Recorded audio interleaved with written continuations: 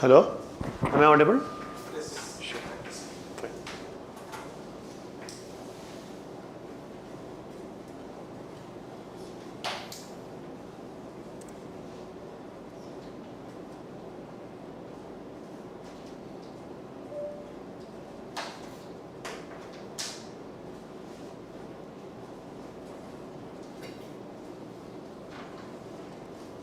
Yeah, so I will start with this session on a discussion on continual learning.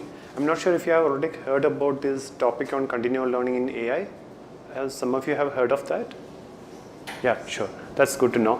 So I'll give you a brief overview of this continual learning area, and then we'll talk about a couple of works that we have done in this area, and we'll have a discussion session, trying to see how this continual learning can be applicable to whatever research problems that you are working on.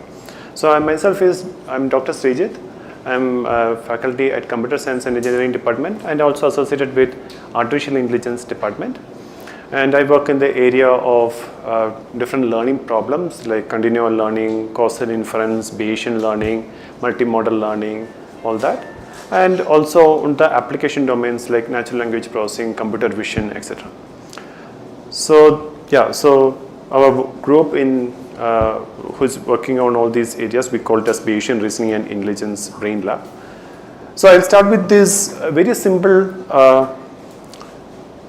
what we call in machine learning as a task. Okay, we generally, when we want to solve some problem in machine learning, typically we call it as a task, and there are approaches for multitask learning, single task learning, etc. So let's just consider this task. Okay, let us assume this is the task that we want to solve. Okay, and you are given the training data associated with this task. So can you identify what is the task that we are trying to address here?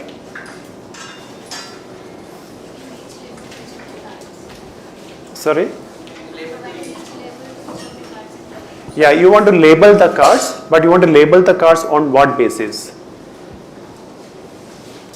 Is it on the basis of the type of the card?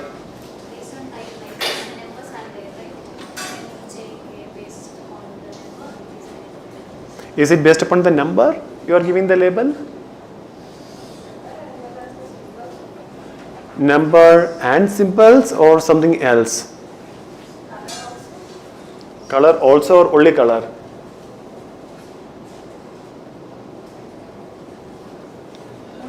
Only color. You all agree? Yeah, it's just based on the color, right? So these labels, I'm just putting some arbitrary labels. I can give, when I have a classification problem, I can give any arbitrary label, right? It doesn't matter what label I provide, right? So I have labeled these cards on some basis, and apparently we can see that these two cards are getting the same label, while these cards are getting different label, which possibly means that the task is to label the card based upon its color, right? The red colors gets a label like 60, and green color gets a label like 40, blue color gets a label like 25, black gets a label like 50, right? Okay, now this is our training data. So we have seen this training data and learned how to call or what label to assign to a card. Now we are given some test data, right? This typical machine learning setup, training data, test data, and when you have test data, we want to label them. So what labels do you assign to them? What label does the first card gets? 10? Black is 10. A is 60, red one, yes. And blue is 25. And A is like this one, green is? You all have very good memory, right? Great. So amazing. You have a very good memory. It's 15, 60, 25, 40. Fine? Okay. Okay, this is what we typically do in machine learning, right? Now I get another task, right? So in this task B, I get a training data set, and this is the labeled training data set I have, and I have labeled the cards on some basis. What do you think What's the reason? Like what's the basis on which I have labeled these cards?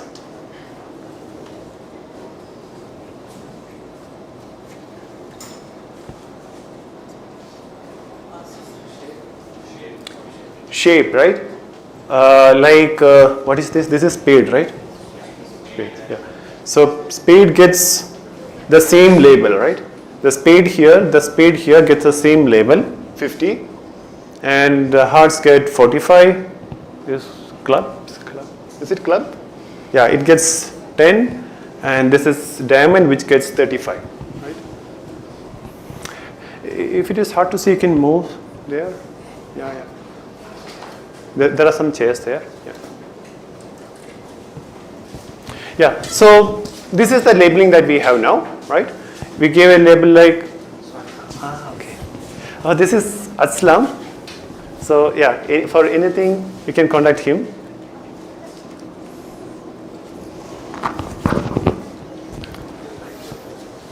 All right. So this is the labeling that we have followed now, right? We have 50 for spade, 35 for diamond, 10 for clubs, 45 for hearts. Right? Learned? Have you learned? Great, sure. Now we'll go to test data set and let's see. What are the labels we'll assign?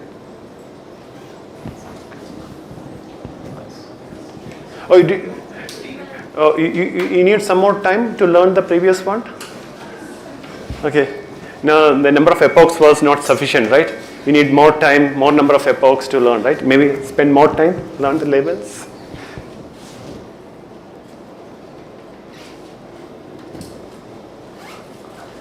Do you see it has converged? Fine. Shall we go to test data? Sure. Okay, this is the test data. What are the labels?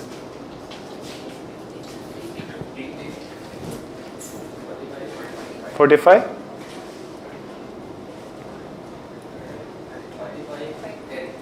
10, okay, let's see. 50, 45, 35, 10. Oh, great. Again, yeah, great memory. So you have perfectly predicted what the labels are going to be. Yes, that's it, right? Now what will I do? I'll give you a test data from task A. The first task that you have seen. All right, so now what are the labels of this?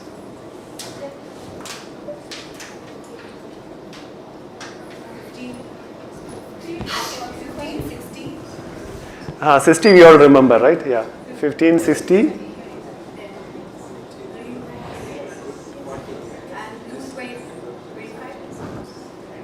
25. And green. Oh, great. You have very amazing memory, but no, not everybody remembers it, right? Some of you have completely forgotten what are the labels that we had in the task A. And this is technically known as catastrophic forgetting. Of course, now we use this word with machine learning techniques, where now as we keep getting more and more tasks to a deep learning model or any machine learning model, it may end up forgetting what it has seen initially, and it may only remember what it has seen in the past, right? So this happens to humans also, but not at the scale as we see in the case of machine learning and deep learning models. Okay, yeah, so this is what we are going to deal with, right? So we encounter this catastrophic forgetting and how to devise techniques to overcome this catastrophic forgetting. Okay, so this happens at an even the catastrophic forgetting is more even impactful for machine learning models than as humans. As humans, we can see, we can learn many tasks, like we have learned cycling, we have learned driving a car, driving motorcycle. And as we keep learning new skills, we make use of what we have learned in the past and we don't forget what we have learned in the past. But that is not the case with machine learning models. Okay, so we have seen so much advances which is happening in machine learning, and then later in deep learning, and now in large language models, trying to achieve all these artificial general intelligence with huge amount of compute, data, and novel architectures. But they now they still suffer from almost any machine learning or deep learning model that you see will suffer from these kind of issues as it encodes some sequence of tasks and as it has to learn from some sequence of tasks.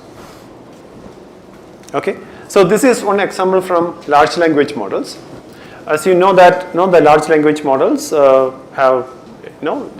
has a huge impact on artificial intelligence, and we are kind of developing artificial general intelligence, all that based upon these large language models.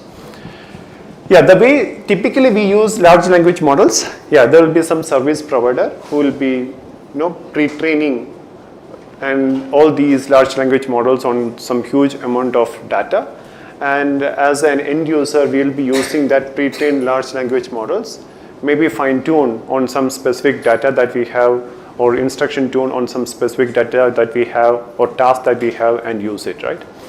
So even during the pre-training phase, the service provider may initially start with some amount of data, and maybe he may not have obtained data from some specific domain, let's say medical domain, and he may have to pre-train the model on that domain without training it again on the entire data set. And when again he may get some data from some other domain, maybe some agriculture domain or something, and you want to pre-train the model on that domain. So this kind of training sequentially on different type of task or different kinds of data happens even in the case of LLMs, and they may need to be pre-trained continuously on data coming from different sources, different domains, and that is happening in the pre-training stage. And when we start using these LLMs, we may fine-tune it on some specific data that we have or specific tasks that we have. So during all these process, it can encounter this catastrophic forgetting, that it can forget what it has learned in the past. For example, assume you are using some pre-trained model which has been pre-trained and fine-tuned to produce very general, nice answers which are ethical, everything in nature, like no hate speech, etc. But when we try to fine-tune on some specific data set, you may end up fine-tuning the model on some sentences which are corresponding to hate speech, and it starts exhibiting those kind of unethical behavior or hate speech kind of a behavior. So it is important that we need to maintain that initial behavior of the LLMs even if you are trying to fine-tune on some new domain or new task. Okay, so this need for training without forgetting what it has learned in the past is important even in the context of large language models. And obviously it is important in the context of any other deep learning models. For example, in autonomous navigation, you may train a deep learning model, maybe like an object detection or segmentation model, on some specific domain which you have collected from some specific area, specific location, specific city, and now you may want to use it for some other city, some other domain, and you may want to fine-tune this model on data from that new city. And when you are doing that, you don't want to forget what it has learned in the previous cities, right? So this fine-tuning without forgetting arises in several situations, and it has actually, in the case of LLM, we have seen that this catastrophic forgetting happening in practice. For example, this picture shows the GPT-4, two different versions of the GPT-4, one released in March 2023 and one released in June 2023. Okay, and this is the performance of a GPT-4 released in March 2023 on some tasks like prime versus composite.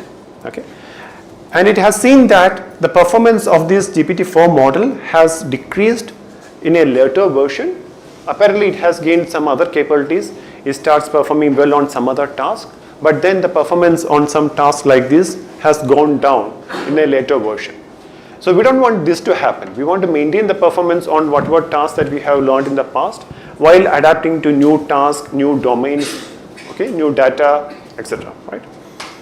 Yeah, this is what we are going to deal with, and we will see what are the techniques to do that. Okay.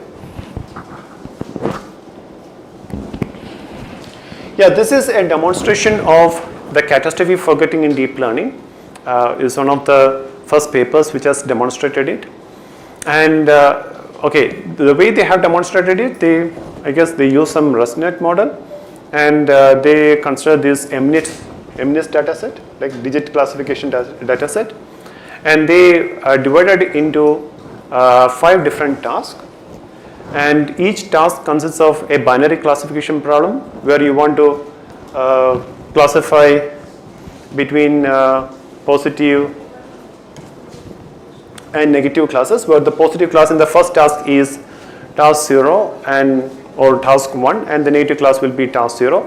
In the second task, the positive class will be 2 or negative class will be 3 or vice versa. So this is the basic binary classification problem, but you see some sequence of tasks, and this is how the performance of the model is after training on the first task. Is performance on the first task is very high, but this is where the second task training happens, and as it keeps training on the second task, its performance on the first task comes down, and as you keep training on the third task, its performance on the first task further come down, as well as the performance on the second task also comes down.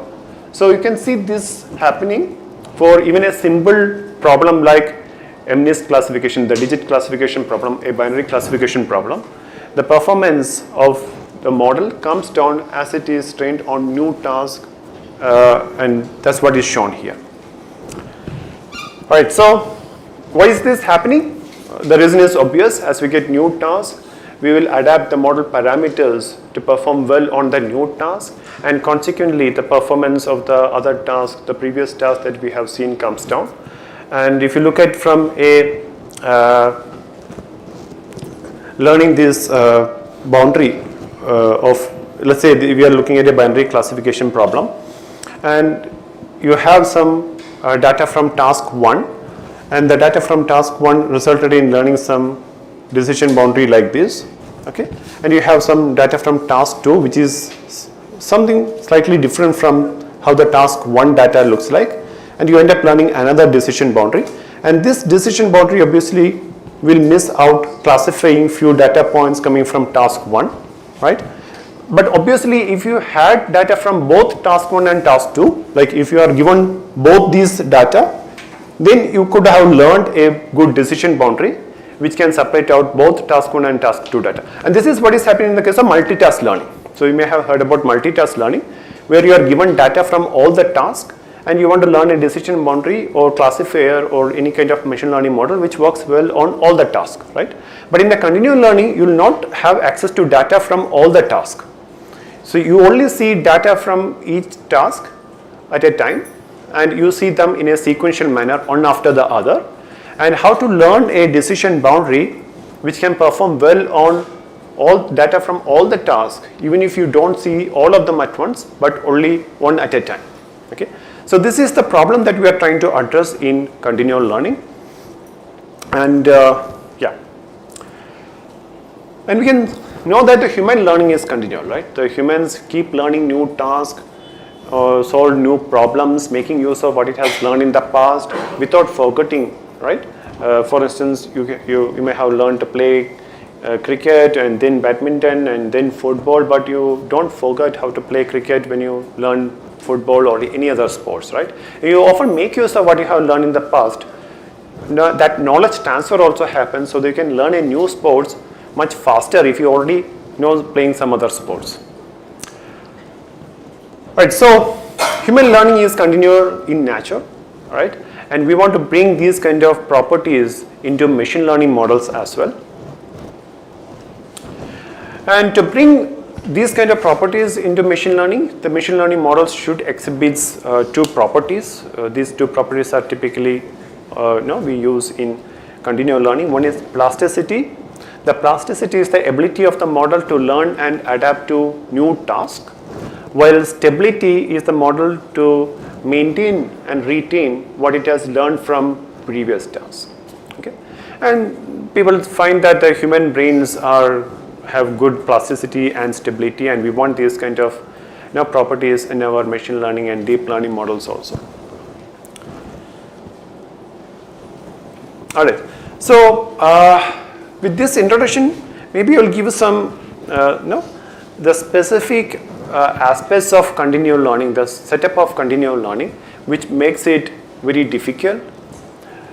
Yeah, so the main thing is that we see different tasks and we don't see all the tasks at once. We see that task in an order, one after the other, and we want to learn a model which should be capable of performing well on all the tasks, even if at the training time we see them one after the other, right? So this is the kind of a setup. We see data from task 1, let's say at some time, and at a later time we see data from task 2, and then we see data from some task M, and we have a learning algorithm which has to learn from all the data that it has seen from these tasks, but one after the other in a sequential manner.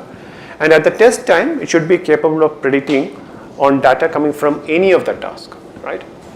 So this is the setup that we have for continual learning, and so the major issue it has to address is that of catastrophic forgetting. So as it keep learning new tasks, it should not forget how to perform on older tasks, the previous task it has seen. That is catastrophic forgetting.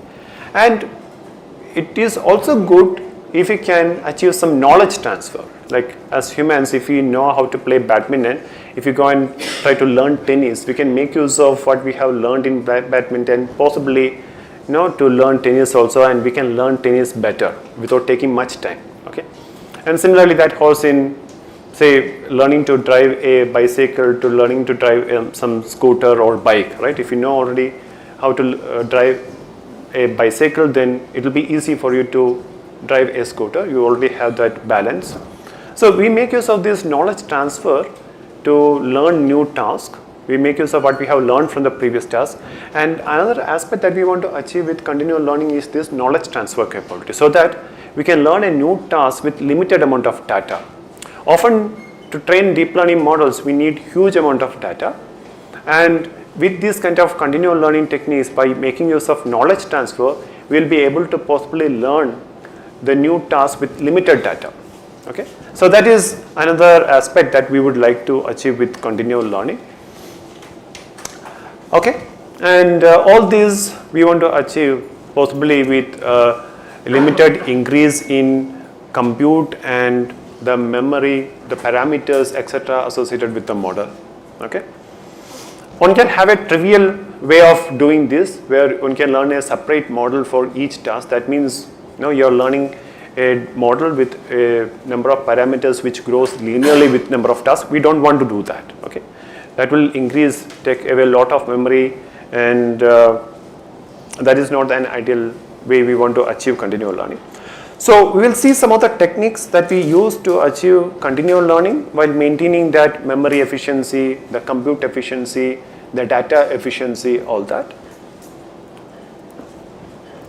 So broadly, these are the different techniques that people have used in literature to perform continual learning. They can be generally classified into these categories. But maybe before moving that, do you have any questions at this point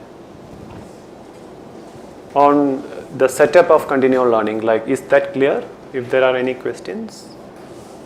One question. Can we also call this as incremental learning, or are there any differences? This is also known as incremental learning. Like there are task incremental learning, class incremental learning. So the continual learning encompasses all those different setups that we have: task incremental learning, class incremental learning, domain incremental learning. Yes. Can you give an example of the backward learning? In the previous slide, we had mentioned forward learning and backward.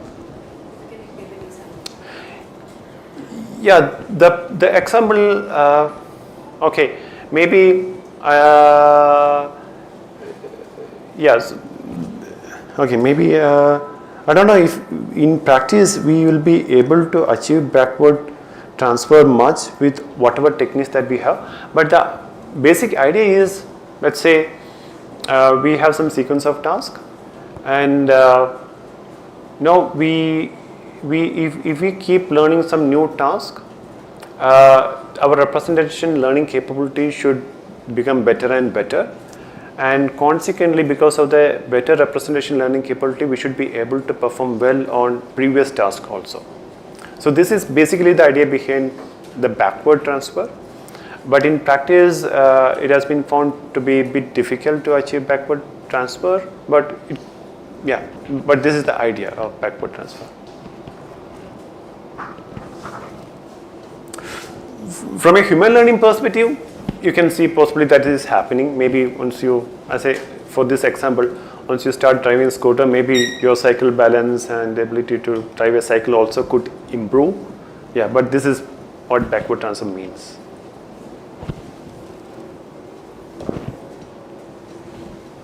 Alright, so these are the different techniques that we generally use for continual learning.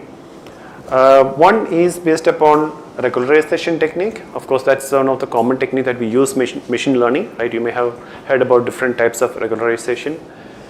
And then there is this technique based upon replay, which is based upon, which is inspired by the way the human brain works and the human brain performs continual learning.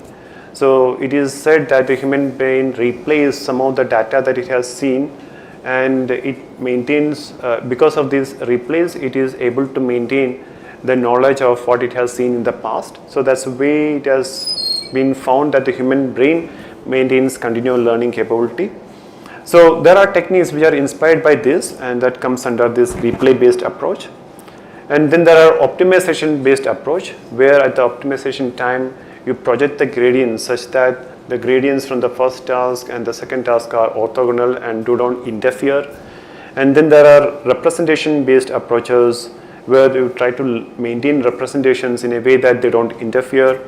And then there are architecture based approaches, where we keep growing architectures when you see new tasks, so that you can maintain that continual learning and prevent catastrophic forgetting. So these are broadly different approaches that has been followed in continual learning. And in today's talk, I will just focus on mainly on these two techniques, the regularization based technique and architecture based technique. And we will see some of the approaches that we have developed based upon these techniques as well. Okay, so this is mainly the idea behind a regularization based technique. Okay, so why this catastrophic forgetting is happening? Because as we learn a new task, the weights gets updated, the parameters gets updated to the new task, so that it can maintain a good performance on the new task, but it can end up affecting its performance on the previous task, right? So an obvious idea is, okay, if you can find a way to prevent modifying some weights which are important for the first task as we keep learning new tasks, then I can maintain the performance on the first task. Okay, so the idea, okay, I find out what are the parameters of the model which are important for the previous task, and I retain that parameter values as it is without making any modification, but rest of the parameters which are not important for the previous task, I can modify it and adapt it to the new task. Okay, this is the idea that is followed by the regularization approaches. And in order to find out what are the important parameters associated with a task, okay, there is one approach that people follow, and that is based upon something called Fisher information matrix. Okay, so of course, the way we learn the parameters is by taking the gradient and doing a gradient descent, right? Updating the parameters such that it minimizes the loss. And if you consider the second derivative of the gradient, it gives you some idea about the loss landscape, right? If the second derivative is very high, okay, it is like a loss, it is at a position where the loss landscape is highly curved, right? In this way or in this way, but it is highly curved. And if the second derivative is kind of very, very small, it shows a loss landscape which is like kind of flat, right? So, assume that you have run this optimization and learn the parameters which are optimal for task 1, and some of the parameters would be at a loss landscape where it is flat, while some other parameters, if you compute the second derivative of those parameters with respect to the loss function, it will be kind of like at a place which is very curved, right? And if those parameters, if they are at a location which is like have a very high curvature, if you change those parameters, then the loss value changes a lot, right? But if there are parameters, where the loss landscape is like in a flat region, okay, even if you are changing those parameter values, the loss function does not change much, okay. So the idea would be to identify those parameters which are at the region, okay, which is at a flat, which have some kind of a flat curvature with respect to the loss function, so that even if I change them, the loss with respect to the first task does not change, okay. Well, there are parameters at this region which have very high curvature. If I change them, the loss changes a lot, right?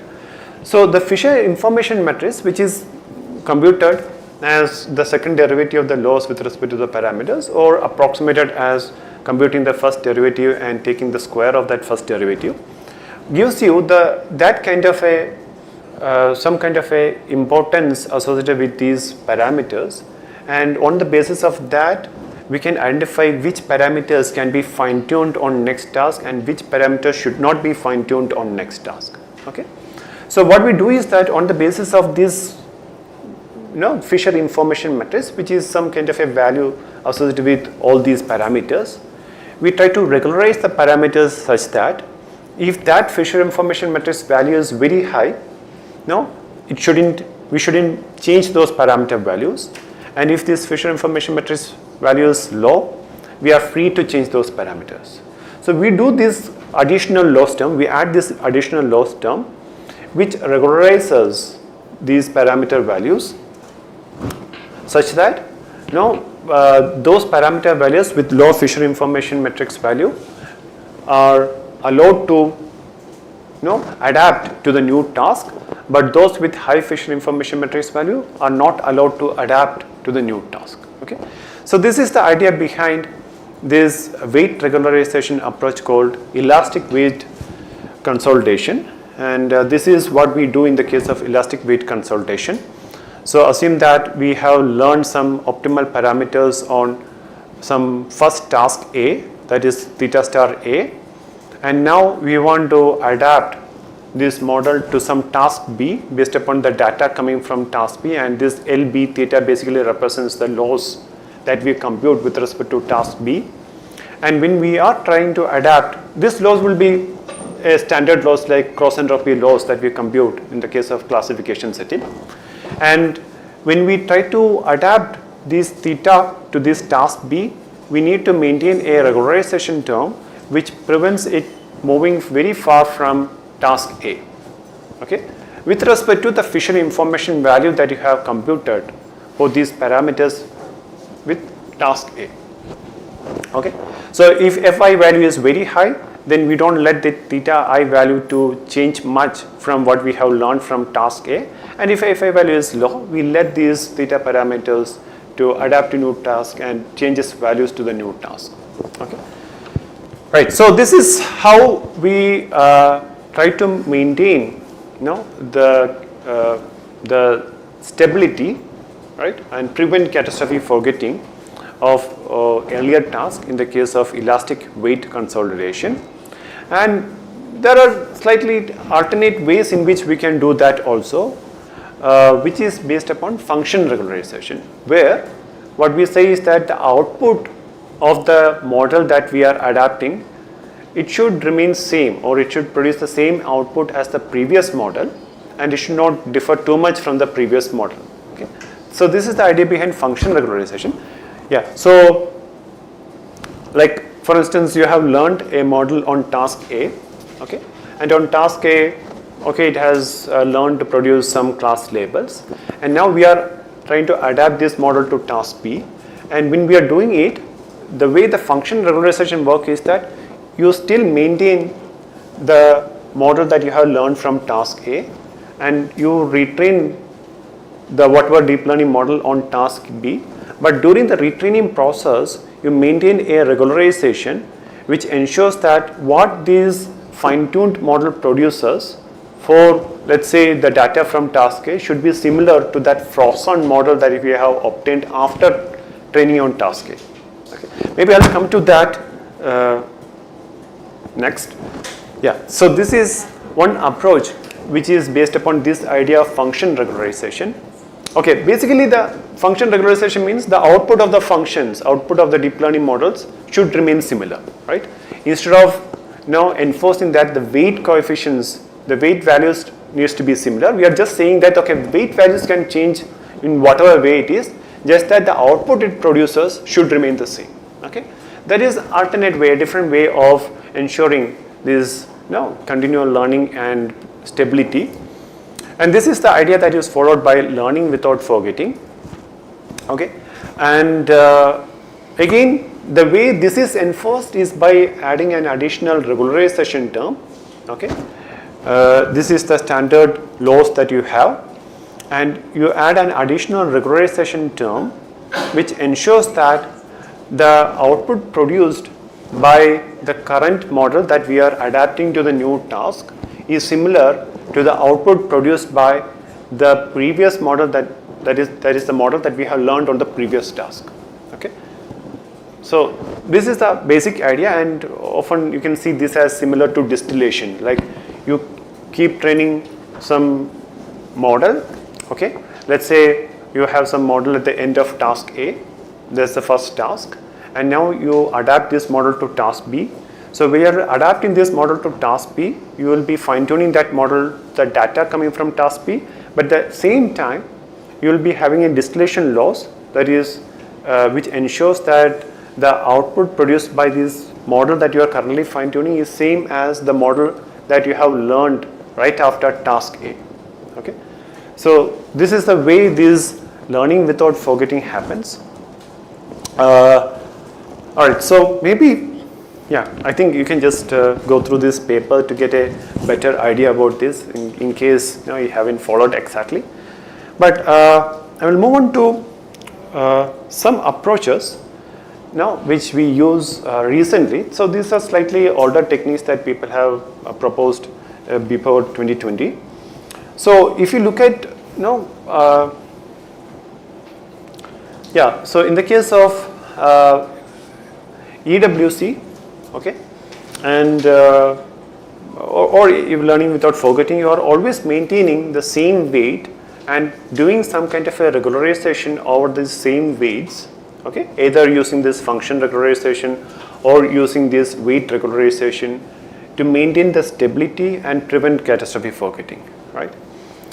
But obviously we can see that as we have several tasks, many tasks, if you are just maintaining one single weight coefficient and one single model, now it may not be helpful to learn many tasks. There will be a limitation, the model capacity, there is a limitation, and the model capacity, it cannot go beyond some number of tasks, beyond 5 tasks or 6 tasks. But then it will be good if you can maintain a separate set of parameters for each of these tasks. But then if you are maintaining a separate set of parameters, then the number of parameters keep growing linearly with respect to the number of tasks, and again that is not an ideal situation also, okay? So the question is, okay, can we still have the flexibility, okay, can we still have the flexibility of maintaining a separate set of parameters but without the number of parameters growing linearly with the task, but remaining it as a constant, the number of parameters remaining it as more or less constant? Is it possible, right? So is it possible to have a separate set of parameters to deal with every task, right, but without linearly growing the number of parameters, but more or less keeping it as a constant, okay? So to do this, I don't know if you have come across something called hyper networks. Have you heard of hyper networks? Okay. So the idea behind the hyper networks is, okay, you can try to generate weight coefficients based upon another network, okay? So it is like a network to generate weights, okay? You have a model, maybe a ResNet model or any kind of model, and that ResNet model has some weight coefficients, and now what you do is that you use another network to generate that weight coefficient. And that is what is known as a hyper network, okay? So now do you see how we can achieve this using hyper networks? So we can use hyper networks to generate separate set of weights for every task, right? And all we need is to maintain the weights of the hypernetwork, okay? And that remains a constant, okay? The hypernetwork weights is all what we want to maintain, which remains a constant. And these hypernetworks can be used to generate weights for models associated with different tasks. Okay. But how does it generate different kind of weights for different tasks? So for that, we need to pass some input to the hypernetwork which is different for different tasks. Okay. So this is the fundamental idea where we can achieve this using hypernetwork. We can have separate set of weights associated with every task, right? Without strictly maintaining that weights in memory, but only maintaining the hypernetwork weights in the memory. Okay. Yeah, so people have devised a technique based upon hypernetwork, and this is the idea. So you have, you have the task 1, 2, 3, etc. And you ideally need a different model to solve task 1, task 2, task 3, right? And this model M1, which is trying to solve task 1, will be associated with some weights W1. And the model M2, which is trying to solve task 2, will be associated with some weights W2, and like that, right? And what we do is that instead of maintaining these weights in memory, we try to generate these weights using some hypernetwork, okay? So H theta represents the hypernetwork. So now all we need to store is these parameters of this hypernetwork, the weights associated with this hypernetwork, which generates these weights. And of course, we want to generate a different set of weights for different tasks, right? So the input to the hypernetwork will be different. So what we learn is something called an embedding, task embedding, which kind of represents the task that you are trying to solve.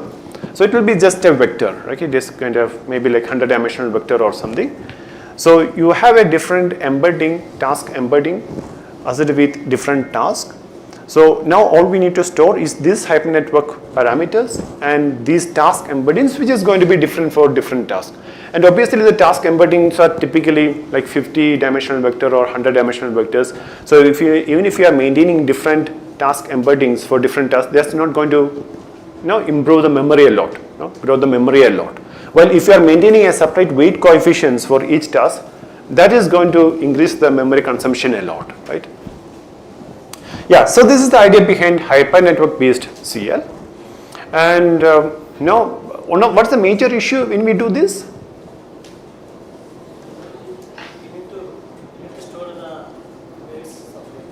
Yeah, we need to store we don't want to store these weights separately. We only want to store the hypernetwork weights.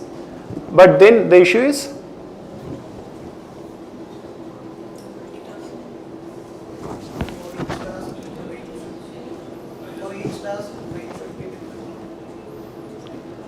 for each task, it will be same. What we provide as input to the hypernetwork will be different, so the output will be different. The hypernetwork parameter weights will be same. But if we just look at a single task, what we're trying to generate is the entire weight coefficient, right? Right? You want to generate the weights associated with a resonant model, which is going to be very large, right? And consequently, if you want to generate such a very high dimensional output, the hypernetwork size also has to be very large, right? The hypernetwork size also will be very, very large if we try to generate such a very high dimensional output, right? So that is one issue. And obviously people came up with ways to overcome that. And how will you overcome that?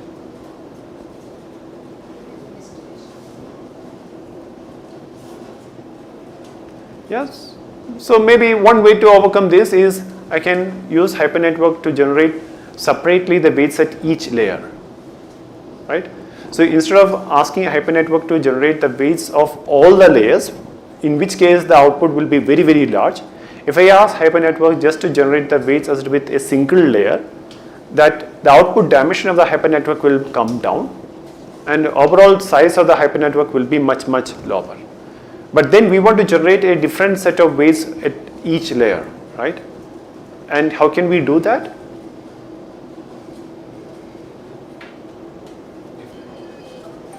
Yeah, by conditioning the hypernetworks with respect to that layer number or layer embedding, okay?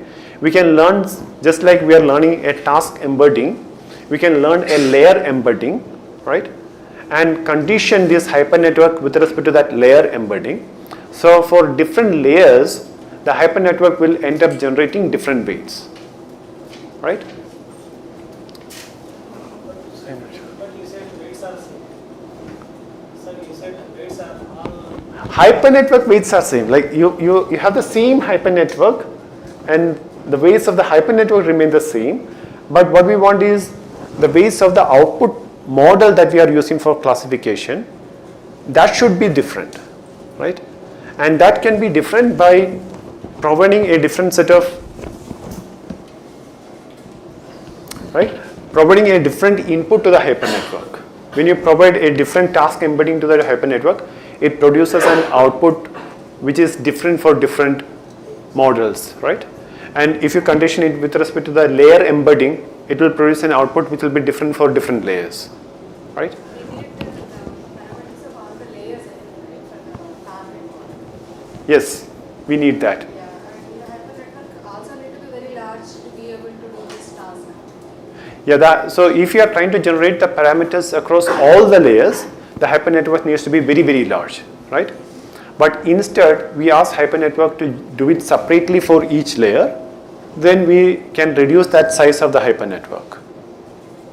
That's where I'm coming. To be able to have this knowledge, the network should have sufficient amount of parameter space to boil down to this layer,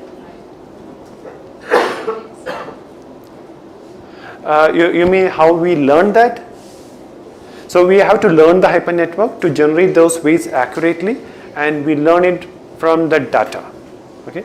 So the data. So generally, when you solve a specific problem, okay, you have this task 1, and you have data from task 1, and you learn some model M1, right, with some weight coefficient W1. And how do you learn this weight coefficient?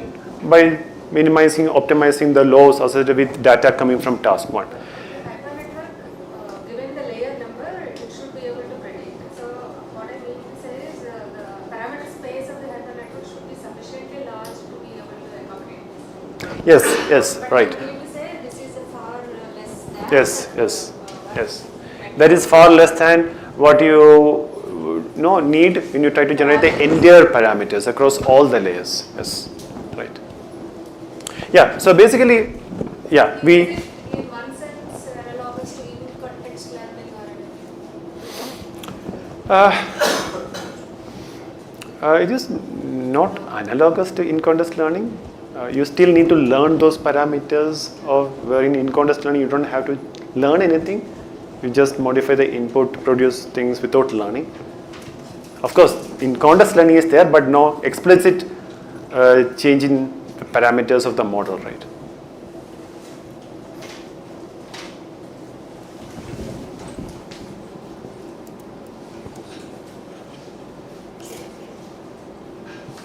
Yeah, so this is the thing, right? So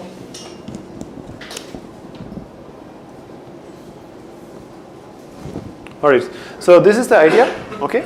So now you can ask this hypernetwork to generate separately the parameters for every layer and also the parameters of the model across multiple tasks by conditioning the hypernetwork with respect to the task embedding and layer embedding, okay? But when you do this, what happens is that you lose this dependency across these layers, okay? The hypernetwork may not be able to maintain that dependency across the layers, and the parameters that we end up generating across the layers may become independent, okay? So we identified this issue with this approach that has been proposed earlier, and we proposed an approach which maintains that dependency of the weight coefficients across the layers when the hypernetwork is used to generate the weight coefficients in a continual learning setting or in a single task learning setting.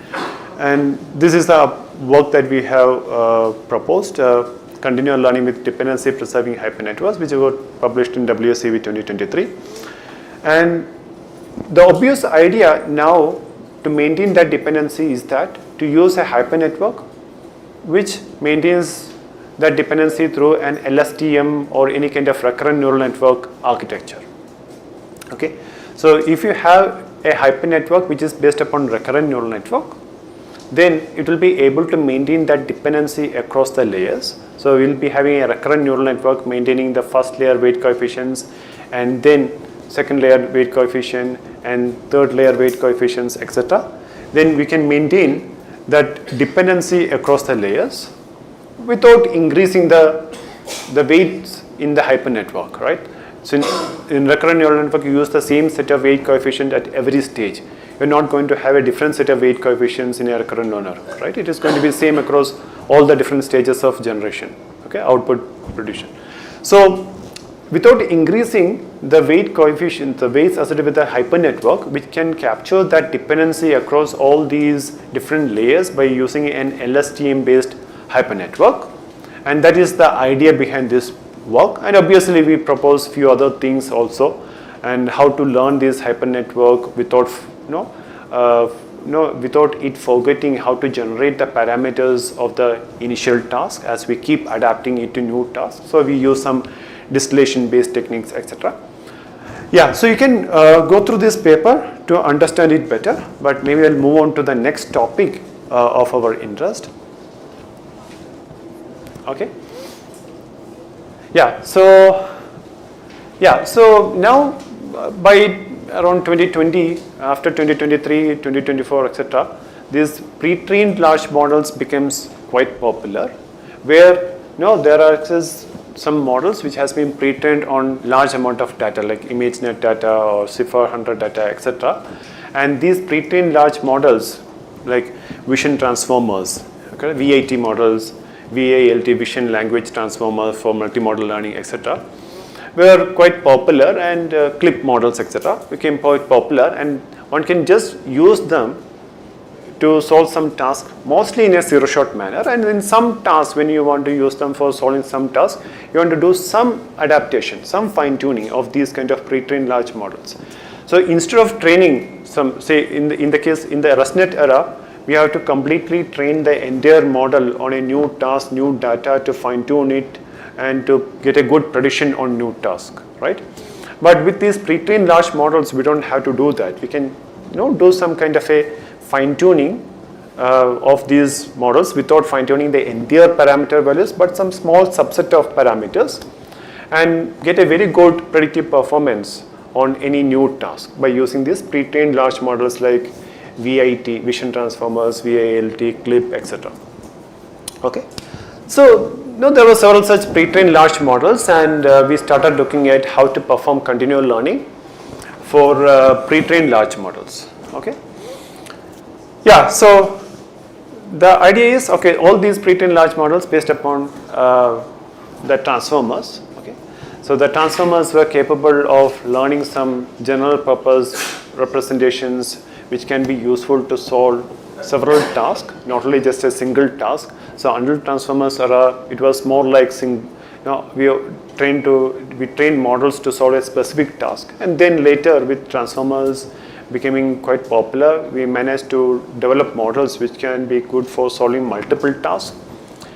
And now the thing is, okay, even if you are using transformers and if you keep training and fine-tuning it across some sequence of tasks, they also exhibited some amount of catastrophic forgetting, but not to the scale as exhibited by some models like ResNets. Okay, the ResNets could exhibit a much higher catastrophic forgetting, but pre-trained large models may not exhibit that much of catastrophic forgetting, but still there is catastrophic forgetting with pre-trained large models. Right? So generally, how do we fine-tune them? Okay, there are several techniques. We can fine-tune all their parameters, but the most commonly followed approach for fine-tuning is parameter efficient fine-tuning, right? Where you add some prefix or adapters, okay, to the existing model architecture. For instance,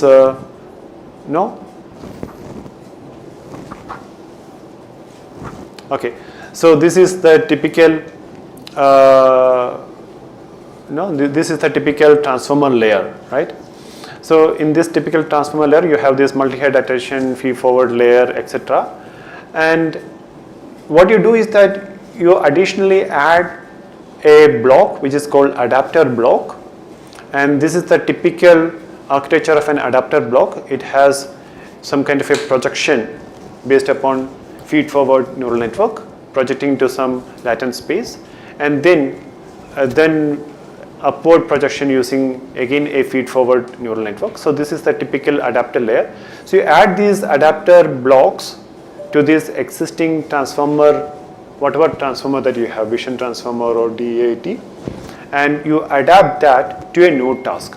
So the initial parameters, pre-trained parameters of this transformer more or less remains the same, but you only adapt it to new task using this small set of additional parameters that you add, which are known as adapters, right?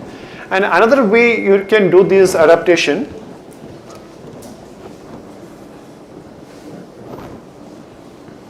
another way you can do this adaptation is using this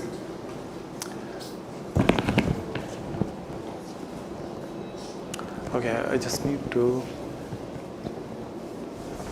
say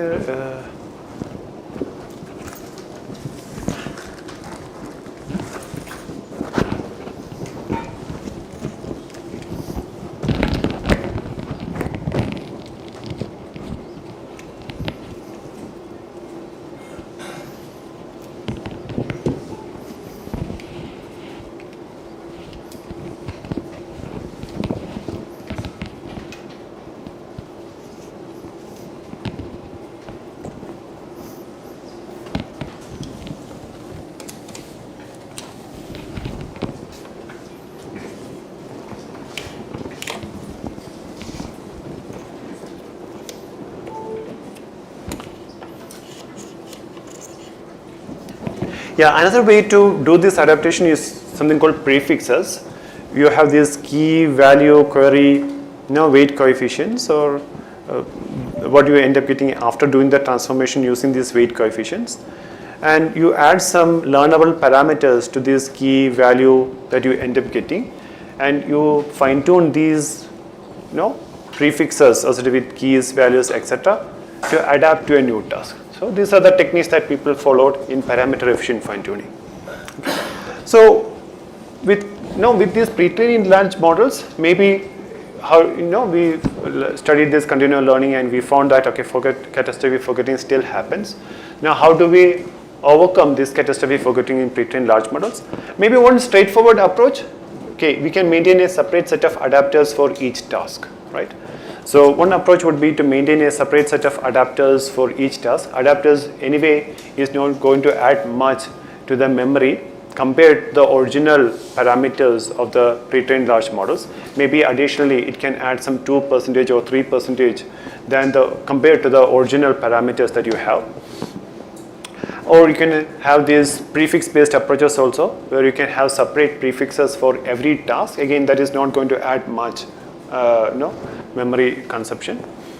But then the issue is that they may not capture the dependence across the task or perform any kind of knowledge transfer. We may not be able to achieve knowledge transfer if I'm maintaining a separate set of adapters for every task or separate set of prefixes for every task. So how can we achieve that knowledge transfer? That is one question. And secondly, we also found that the adapters exhibited a different behavior and prefixes exhibited a different behavior, and how we can combine the behavior that each of them exhibited by having a single unified model where we can have both of them. So this is the idea behind our work on adapt prefix and adapt prefix plus, where what we did is that, of course, we decided to use both adapters and prefixes and add them and have separate set of adapters and prefixes for every task to have continual learning capability or catastrophic forgetting capability, but that does not achieve the transfer learning capability. And to have a transfer learning capability, what we decided is we will decide to have a hypernetwork, a common hypernetwork generating all these adapters and prefixes across the task. So instead of having a separate set of parameters, now we have a hypernetwork which is having a common set of parameters which is generating the adapters and prefixes across the task. And through the hypernetwork, we are trying to maintain that kind of a dependency across these different set of adapters and prefixes that we are generating, and consequently trying to achieve the knowledge transfer across the task. Okay. Yeah, to do that, we have to do slightly beyond just having a hypernetwork. We need to do some additional work with respect to our loss functions, and also how we are generating these adapters and parameters using the hypernetwork. For example, we want to go for some kind of a canonical product decomposition of these adapters and try to generate the specific rank vectors instead of the entire matrix, etc. So some additional work we did in this space, and yeah, so this is some of the results that we have obtained, and we found that the proposed model like ADA prefix, etc. managed to perform better.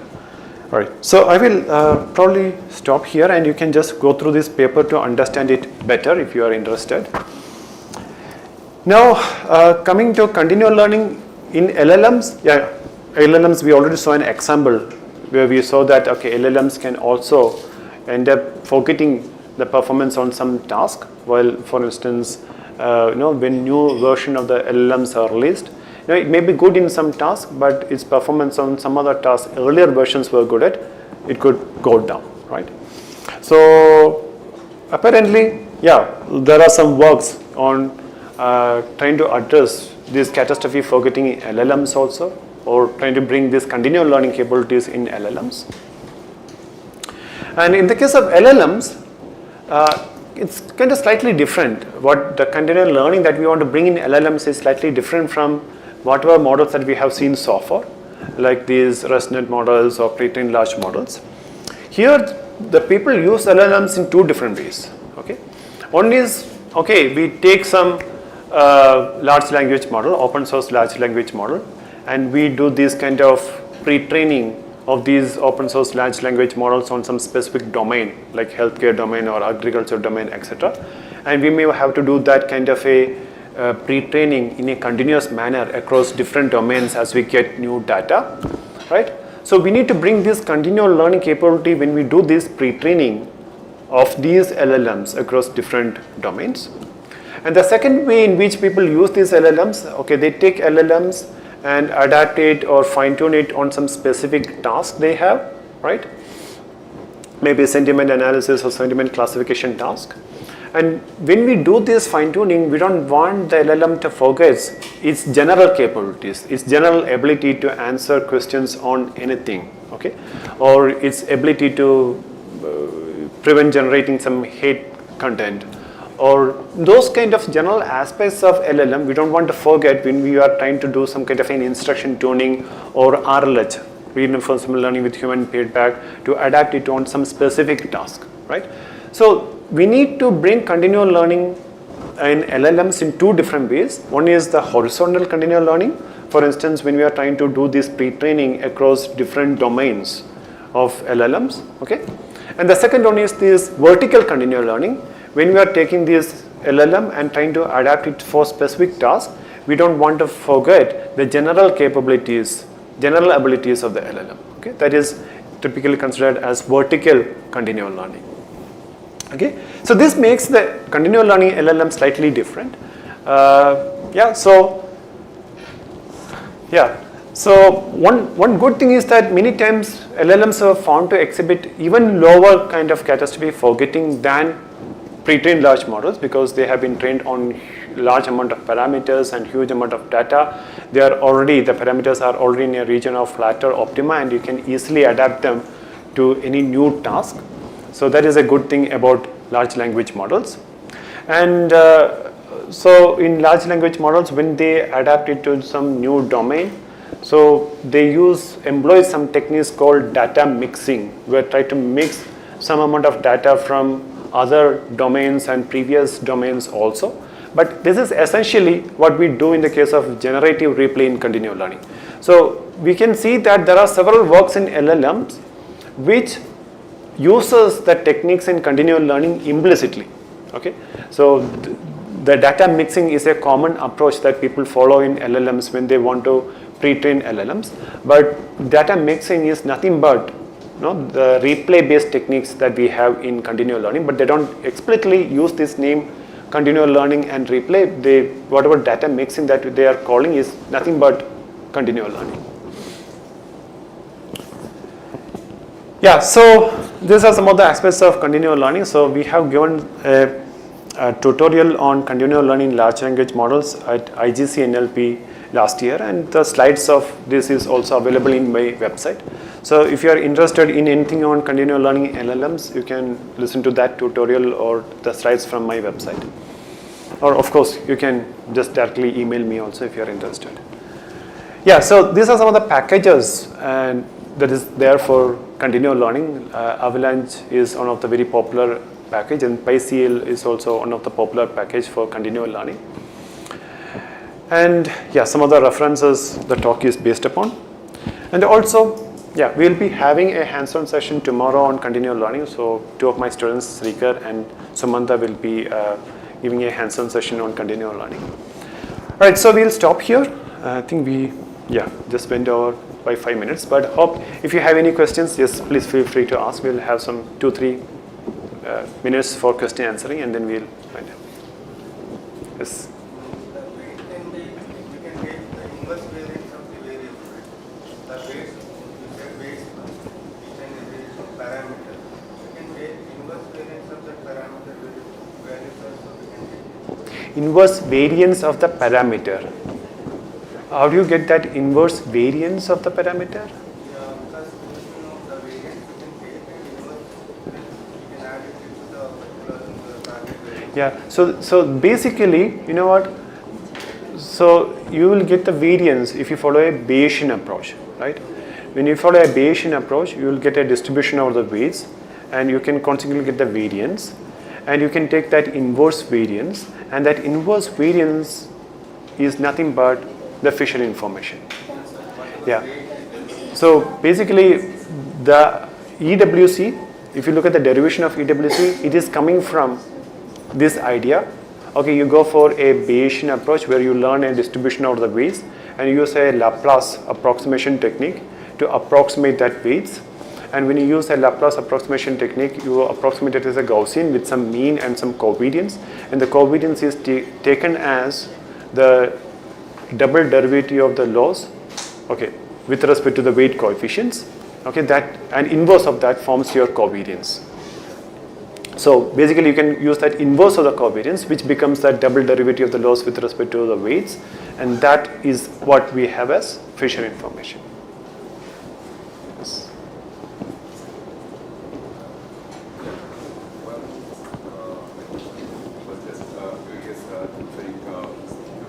Lots of tasks in the loss function that you created.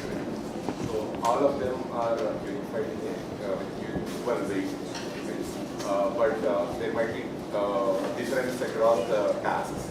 So how, I think you might have also looked at these things earlier. Yeah. So in fact, they are not combined with. Actually, they are not combined. Just like the task plus the regularization, there is always a regularization constant that we have.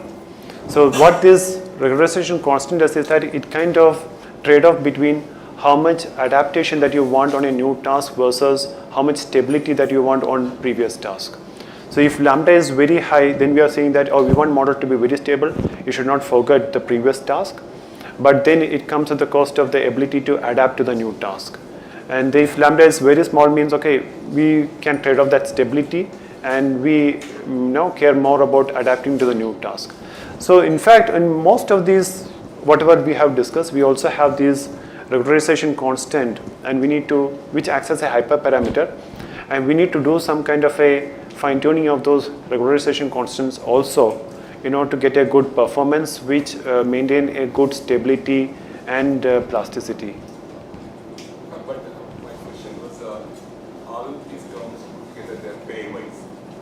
They are pairwise, right? So all these terms are Pairwise, like x versus y, like that they are adding up, right? There is not something like collective thing.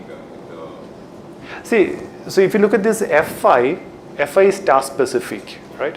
the fission information matrix that we will be computing will be different for different tasks, and that to some extent takes care of that importance that we want to give to some task.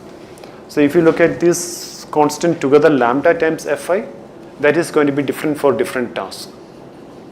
So in that way, to some extent we are addressing that.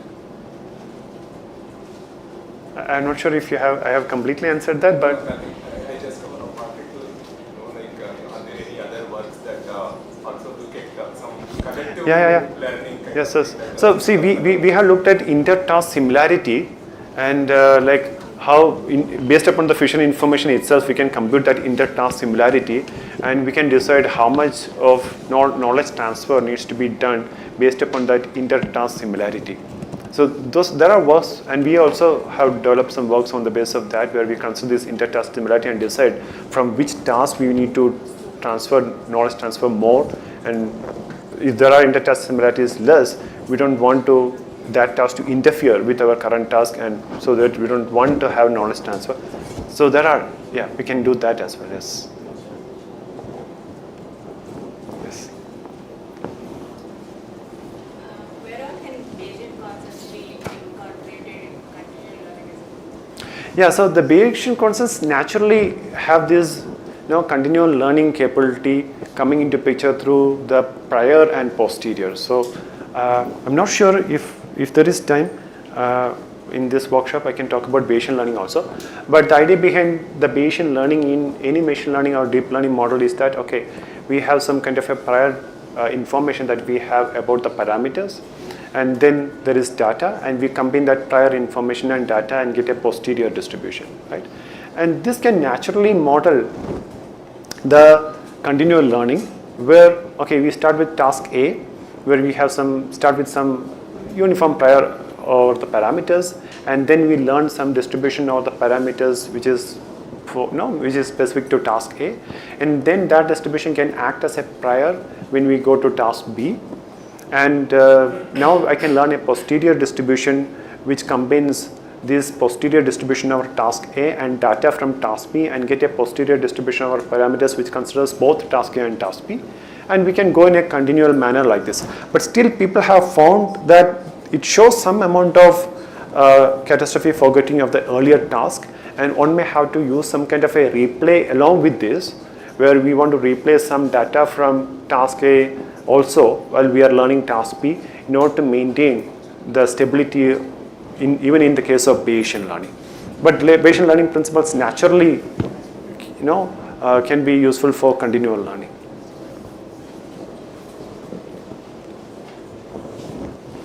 All right, so I think we'll stop here, and we'll have a break now, but before the break, I think we want the ANRF program director to have a small session with you, like interaction session with you. Is Chandra here? I'll just check and come back, okay?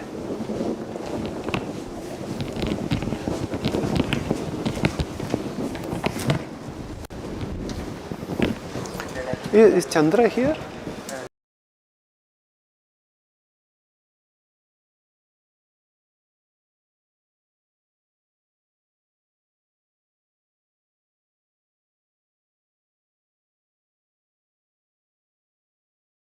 With you at some other time.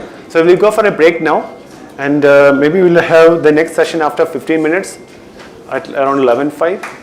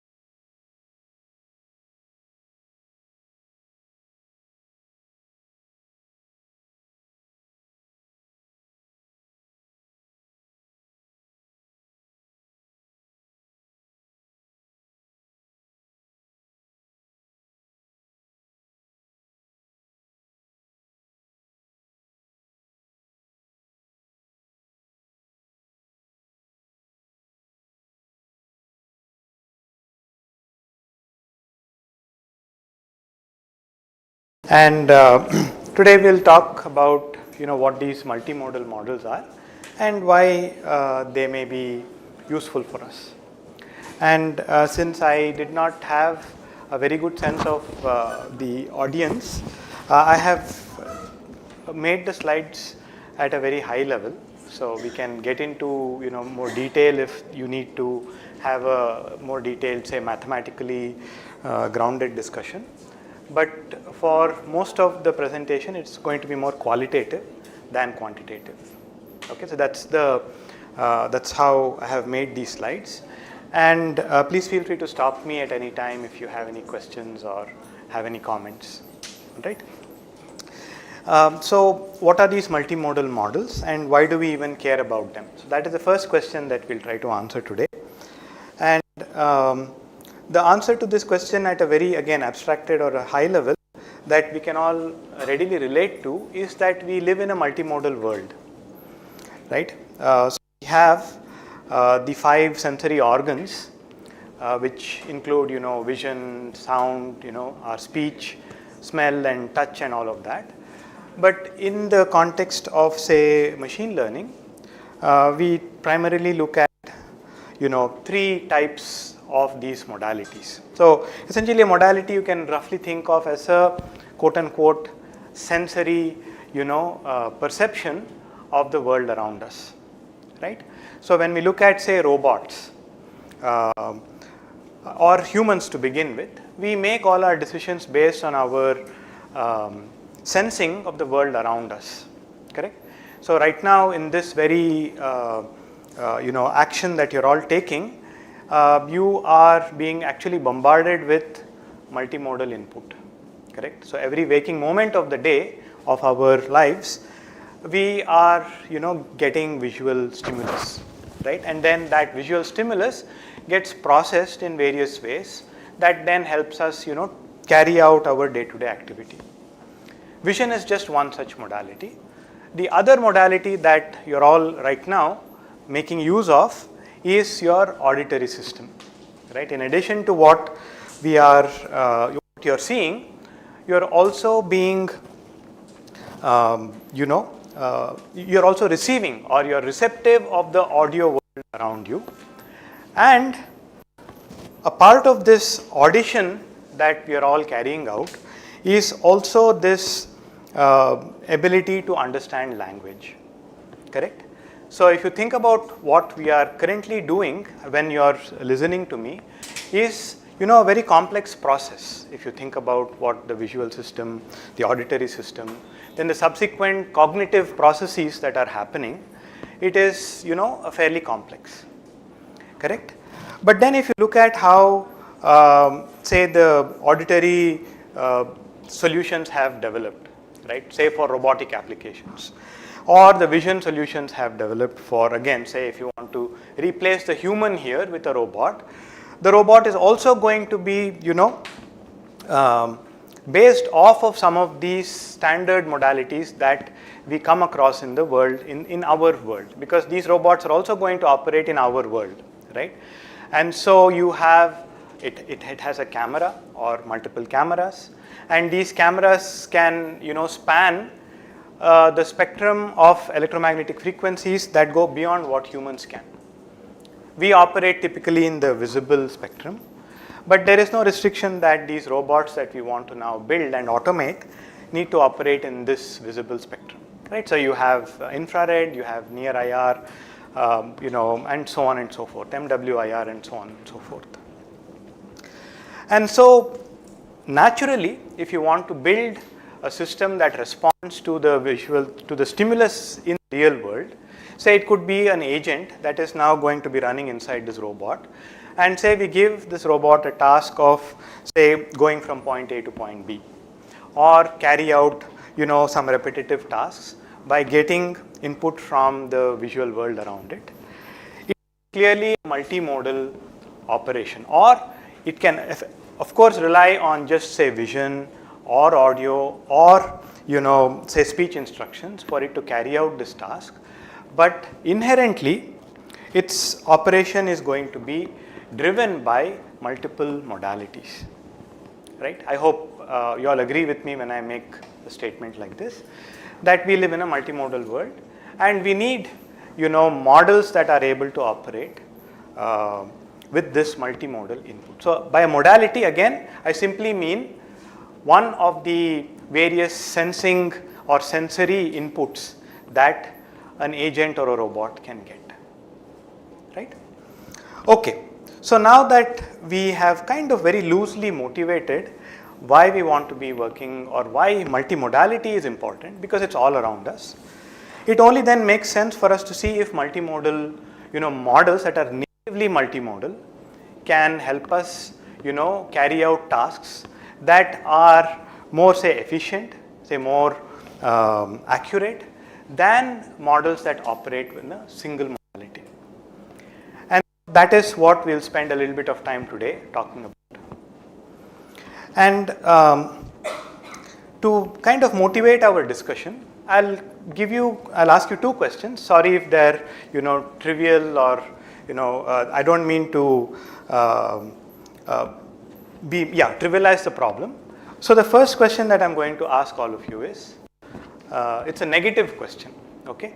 So how many of you have not used a large language model? Okay, so we have a few people here who have not used a large language model. I guess, it has now pretty much become, it's a commoditized. You may have seen, if you watched IPL, you see that, people are using these multimodal, or I should say language models, or even multimodal models even there. You probably have seen these ads with Shubman Gill and all of these, movie stars who are playing games, where they say that, I am a KKR supporter and I am a MI supporter and we'll have an IPL quiz and all of that. You probably have seen these ads during IPL. Again, a classic example of a large language model and a multimodal model at play. Okay? But the reason I asked you the first question about large language models is that large language models have essentially distilled all of the knowledge that is available to us on planet Earth effectively into these model parameters. And so that is why you probably have heard of all of this data scraping that the OpenAIs and the the Googles of the world have done. They have essentially looked at all of the text data that's available, and they have essentially distilled all this knowledge into the models that they have developed. And the reason I'm asking you or talking about text here is that text has become a very strong modality for us to work with, especially because it has been able to gather and learn from the vast amounts of text data that's available to all. This could be Wikipedia data, this could be textbooks that are out there, it could be copyrighted material. You probably have heard that some of these companies have been taken to court for copyrighted data. And so again, long story short, natural language processing has probably taken the lead when we talk about the different modalities. So we spoke about vision, audition, language, and so language essentially has really been driving a lot of the current AI revolution, if you want to call it that. Okay. All right. So now what we have done is that we have looked at the fact that there are multiple modalities that we operate with in our daily lives, and that text has taken a lead in our understanding of the world around us. Okay, and that is what is reflected in some of the chat bots that you typically use, a Gemini or a chat GPT, which essentially caught our imagination, right? Okay, so now what I'm going to do is ask you another question, and this is more going to be like a small fun exercise that we will all do. It's going to take maybe, since we are all humans and we have highly evolved multimodal processing, it shouldn't take you too long to answer this question, and it's more of trying to generate something in the question that I'm going to ask you, or I'm going to give you a prompt, okay, and I want you to process this prompt in your minds. And the prompt is as follows. Imagine that you're essentially looking at a scene in a garden where you have a dragonfly that is sitting on the bottom part of a rose, and this rose is actually cream in color. Okay. So now what I want all of you to do is to take this text prompt that I have given you and form in your minds, generate an image that corresponds to this prompt that I have given you. Okay. So I think you probably took maybe a fraction of a second to form this image. And then the scene that I'm going to further qualify this prompt. The scene that you are looking at, you are close to the rose, okay, and there are some rose leaves in the background. So this is the prompt that I'm giving you, and I now want all of you to, form this image, generate this image using this prompt, okay. And that is also going to help us guide our discussion as we move forward. Right? I hope all of you have formed this image. And then I'm also going to give you a little more detail. The rose is probably not the freshest. Okay? It has probably started to wrinkle a bit. And there's a little bit of tiny browning of the petals.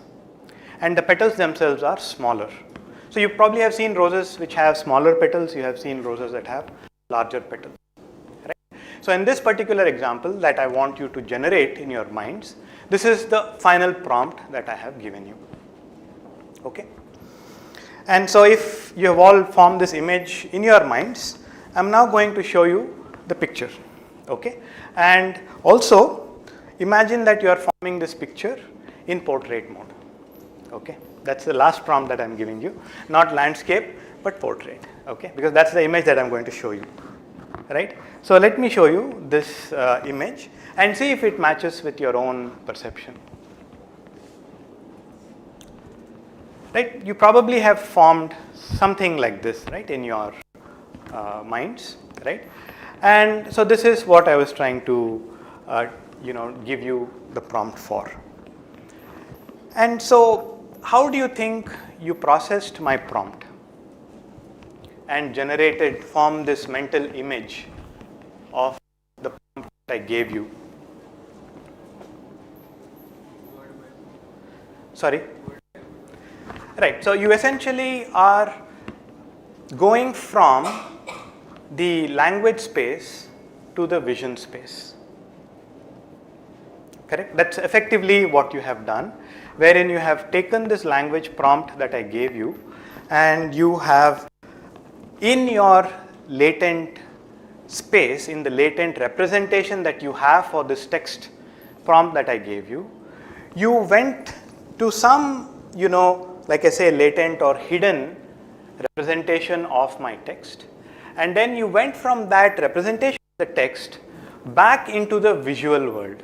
Although, of course, you didn't draw it out, you can also do that, right? You can have gone ahead and drawn the output that I asked all of you to form in your brains, correct? So we have essentially transitioned from one modality to another modality here, right? And again, for those of you that have used a lot of these generative models, you probably can also use a generative model like a Nano Banana Pro or one of these models and actually convert the text prompt that I gave you to something that may look like this. Okay. So why did I ask you, or why did I give you this small task?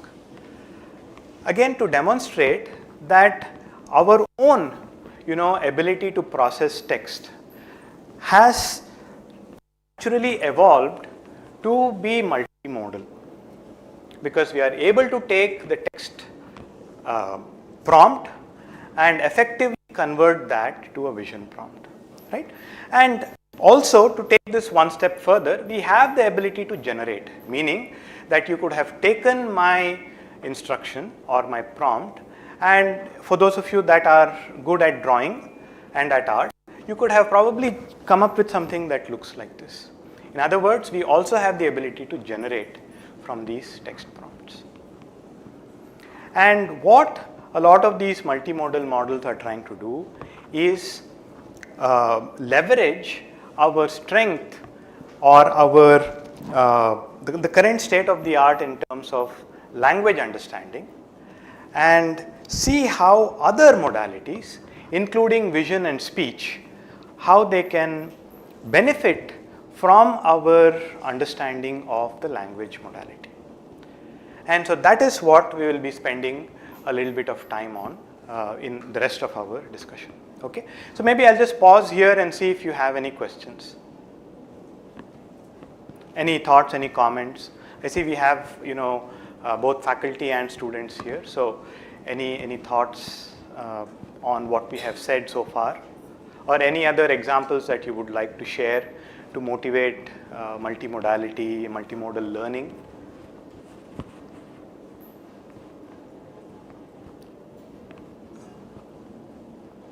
I hope I have fairly, motivated you to doing this multimodal learning and multimodal models for doing this multimodal learning, right? Okay, so then I'll just keep an eye on the time. Okay, and also people have long recognized the connection between, say, vision and language. And so for the rest of our discussion, we'll focus on vision and language. Okay, that is what we'll be looking at.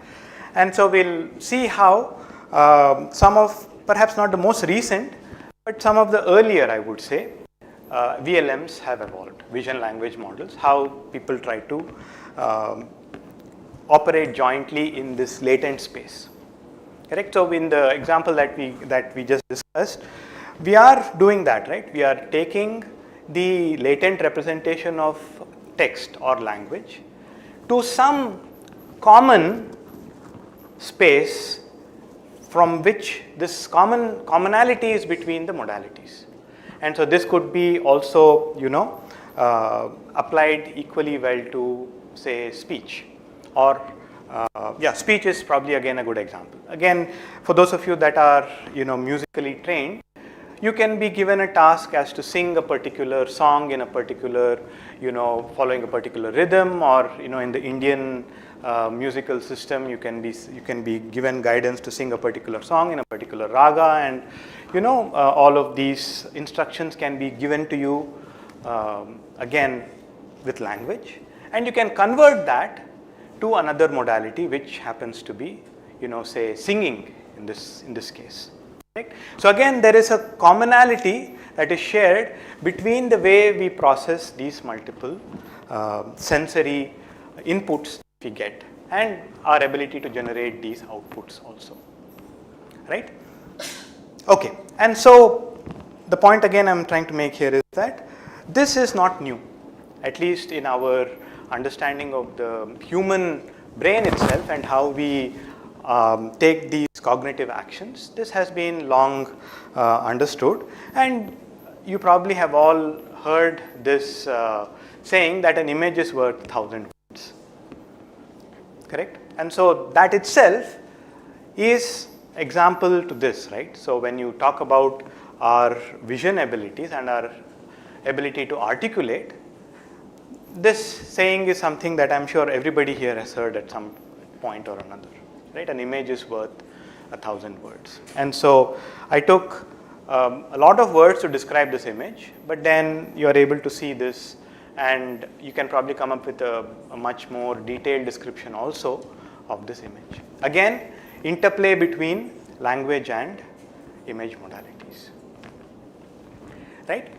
Okay, so now the question is, since we are now going to focus on trying to leverage or anchor with language as our core modality, how can we, bring about the strength of our language understanding? How can we learn or impart this strength to our understanding of the visual world? So that is what we'll be looking at. Okay? And before we do that, we'll maybe take a small detour on how vision models have been have evolved, I would say, over time. Okay, I'll just take maybe 2-3 minutes, or maybe just because this setup is going to be useful for us when we come back to our VLM itself. So now, if I were to look at, say, an image like this and have a vision model give me a label. Let's forget about captions for now, just a label. Okay, this label can be at multiple levels of abstraction. So this label can be, what type of a flower is this? And then we can go ahead and try to maybe have further finer grained classification that can also be done with images like these. So what the earlier, vision models, how they evolved is they've worked with a lot of labeled data. And again, you all know this here, so I'll just only very briefly talk about solving this problem in the supervised learning setting, wherein we have a whole data set of, say, flower images, and every flower image has a corresponding label associated with it. So we take this image, and in the early days, people would maybe vectorize this image and pass this image through a multi-layer perceptron and assume some loss and try to optimize for that loss. That this is, really maybe 70s type of approach. Then people quickly realized that this is not efficient, and again they took motivation from our own visual system as to how we are naturally able to process vision data in its native 2D form, and so people then moved to what are known as these convolutional neural networks. So what a convolutional neural network is it directly accepts image data in its native 2D representation, and it runs through the image, it passes the image through a series of these convolutional blocks to learn representations. Again, the keyword here is representation. We'll come back to this. So these convolutional neural networks learn representations that then help us tell one class of flower apart from another. And all of the weights of the model are essentially learned through this iterative update process, which is tuned to minimize some sort of a loss. Again, we will not get into the detail. I know all of you know this, very well. So let's not go there. This is just by way of a recap. And one of the fundamental things that convolutional neural networks did that maybe artificial neural networks did not was the fact that it also, volunteered to do the job of learning representations. Until, we were using, say, ANNs or SVMs or any of these classical models, the responsibility of giving the input data or its representation was in the hands of the designer.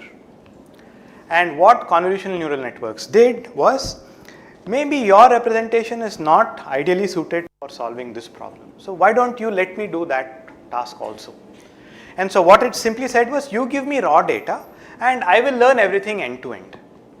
And so that is what, starting with convolutional neural networks in the context of vision, the network could effectively then be broken down into two logical parts. One part that actually learned the representation, and another part which is typically called the head of the network, which takes the representation and then does the classification, which could be a classical, neural network, right? A fully connected network. Even now, when you look at network architectures, this is how it typically works. And these backbones, as we now call them, are trained over a large amount of data, and then we just take the representation and fine tune our head of the network for various tasks. So that is now what we can call classical. Okay, so you give an image, you run it through these convolutional layers, and then this red vector that I have here is what we call the representation that the backbone is giving us. And this continues to be relevant in the current day and age as well. And why are we interested in this red vector? We will come to that in a few minutes.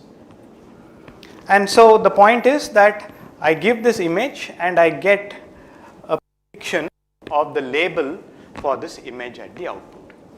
So we take this prediction here and then we apply some distance metric that tells us how good or bad our estimate is, and then you know the standard backpropagation operation that is used to update all of the weights in this model.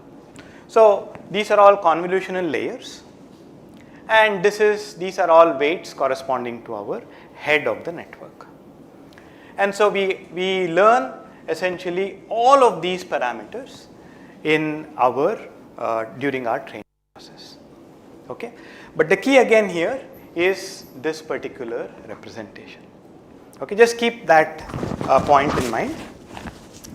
And so after the original say AlexNet, which kind of heralded the CNN revolution, people started making, they started increasing the number of convolutional layers. You had deeper and deeper models, until again people ran into various issues, bottlenecks so to speak, in terms of both the availability of data, how much data do we have available to learn these parameters, and compute.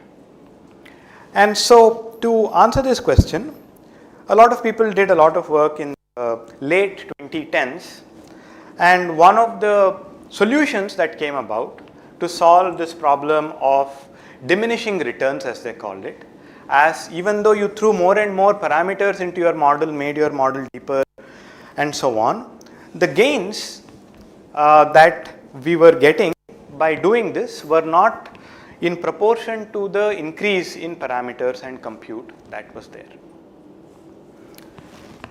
And so people gave a number of hypotheses as to why this could be happening.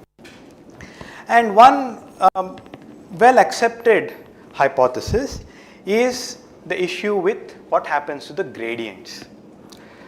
So gradients are made use of when we update the parameters here. You all know that there are various gradient based algorithms that people use to update the parameters. So you simply have theta k plus 1 is theta k minus some learning rate times the gradient. A very trivial form, or a very, I should say, a basic form of how parameters are updated.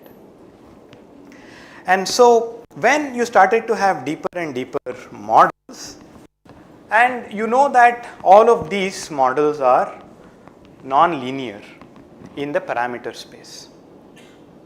And so the non-linearity essentially renders, in many cases, the function to become either very small or very large.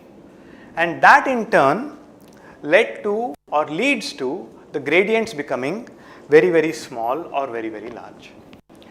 And that was what was attributed to some of the diminishing returns that people had as you increased the depth of the model. And so to address this problem, to avoid gradients from either diminishing or blowing up, the next kind of big step in the CNN world was what was called as this residual network. So again, this is something that probably many of you here, or almost all of you here, know about. It is a standard CNN architecture, just that there are some of these shortcut connections. And if you were to write out the expression for the output, and in terms of the input and the parameters, and look at the gradient expression when I introduce this additional residual connection, it turns out that the issue that we had with exploding gradients or diminishing gradients are arrested to a large extent. And so this is a milestone in this evolution. And so this is again something that we will keep in mind. We'll come back to this in a few minutes. Okay? Our vanilla CNN, which learned representations and also helped us solve some downstream vision tasks. And then the next step up from there, which is known as these residual networks, which have this residual connection. Okay? And at a high level, we now understand why it is required to address the challenge of deeper and deeper networks, deeper and deeper neural nets, CNNs. So then this ResNet, it also is going to do both the tasks for us. It is going to learn representations and can have a head which can do various downstream tasks. It could be classification, it could be regression, and so on and so forth. So the backbone ResNet is what we will be interested in, and the representation that this ResNet model is going to give us. Okay? So another example of a vision model. Now the next example that we are going to look at is yet another vision model example, and that is the vision transformer. So this is the first place or the first instance as to where we are going to see the influence of language come in. So if you recall if you back up to a few minutes ago, our goal was to see how language can help build vision language models. And so this is the first, instance of how language has started to play a role in understanding the visual world, in coming up with visual representations. And so this model here is essentially almost like a direct analogy of the language model itself. So if you look at Attention is All You Need, the paper that kind of heralded this revolution, it has an architecture that looks very similar to this. So that architecture was taken and it was pretty much modified in very few locations to work with image data. So what happens is, given an image, I want to be able to again learn a representation. So if you look at the architecture, you have a few different layers here, and again we have an MLP head. We came across this MLP head earlier also, right? When we started looking at CNNs, the same thing reappears here. And so in this context, if we are looking at, say, classification task, what the vision transformer does again is take a raw input image like this and give me a representation that I can use for downstream tasks. Okay? And so that is what the vision transformer does. But crucially, this is where we are now starting to see if we can benefit from the understanding that we have in the language world. So in the language world, what typically happens, again some of you folks can correct me, instead of an image representation or a raw input image, we have essentially a bunch of words. And so those bunch of words are tokenized, and those tokens or embeddings are what are processed by the transformer model itself. And fundamentally, it relies on what is called as this attention operation, which again I'm sure many of you here are familiar with. So the attention operation is what is at the heart of all of these transformer based models, including the vision transformer.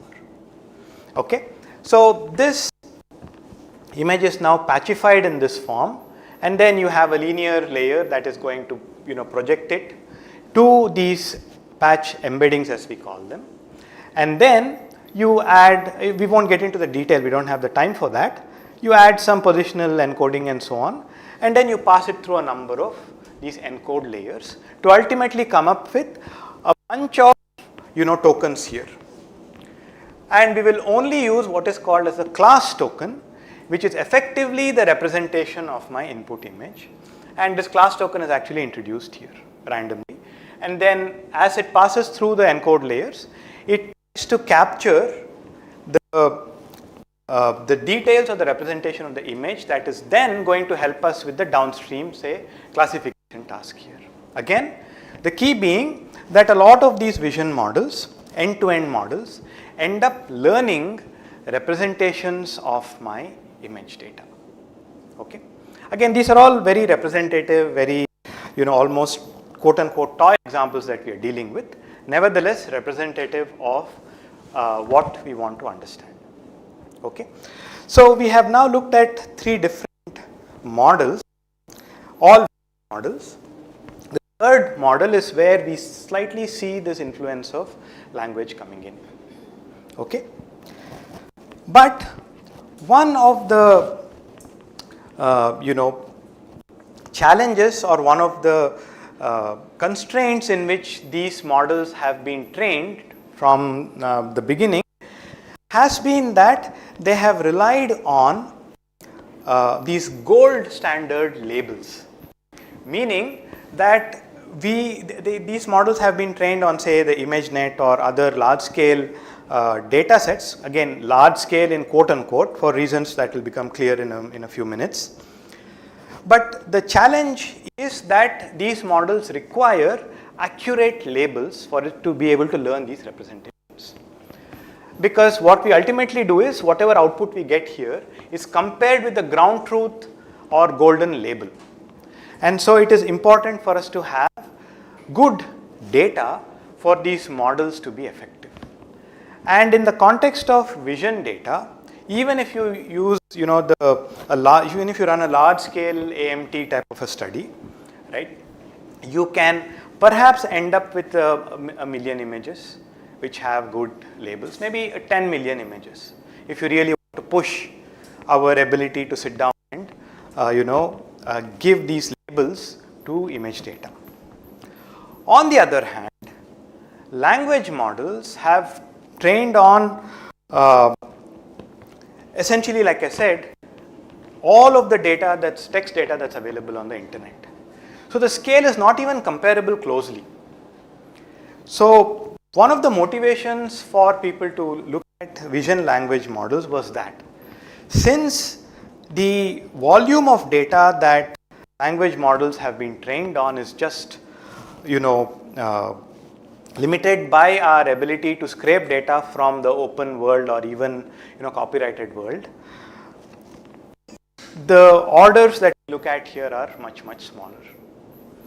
So that means that we can only, grow these models to a level that is supported effectively by the number of data samples we have. Of course, this I'm talking about in the supervised setting. You can of course look at unsupervised frameworks and see how they work, where you may not have this restriction on explicitly needing labels. So where do we kind of arrive, or what is that ground, if we can reach that, where language guidance can help vision models? That's been the question that we've been asking right since the beginning of our discussion today. So early works that try to bridge the two modalities, language and image, what the early works did was to try to see if I can learn representations of my image such that I can, say, maybe predict the text label that is given to an image. That is what initial works tried to do. Meaning that I learn this representation here, whatever this representation may be here or say here, such that I can take this representation and say run it through a decoder that gives me exact captions corresponding to that image. So this was what was called as predictive modeling, where I want to actually predict the text labels associated with my image data. Now that was, I would say reasonably successful, but not to the expectations that people had. So could we do better in terms of how language can play a role in image understanding? or image representation.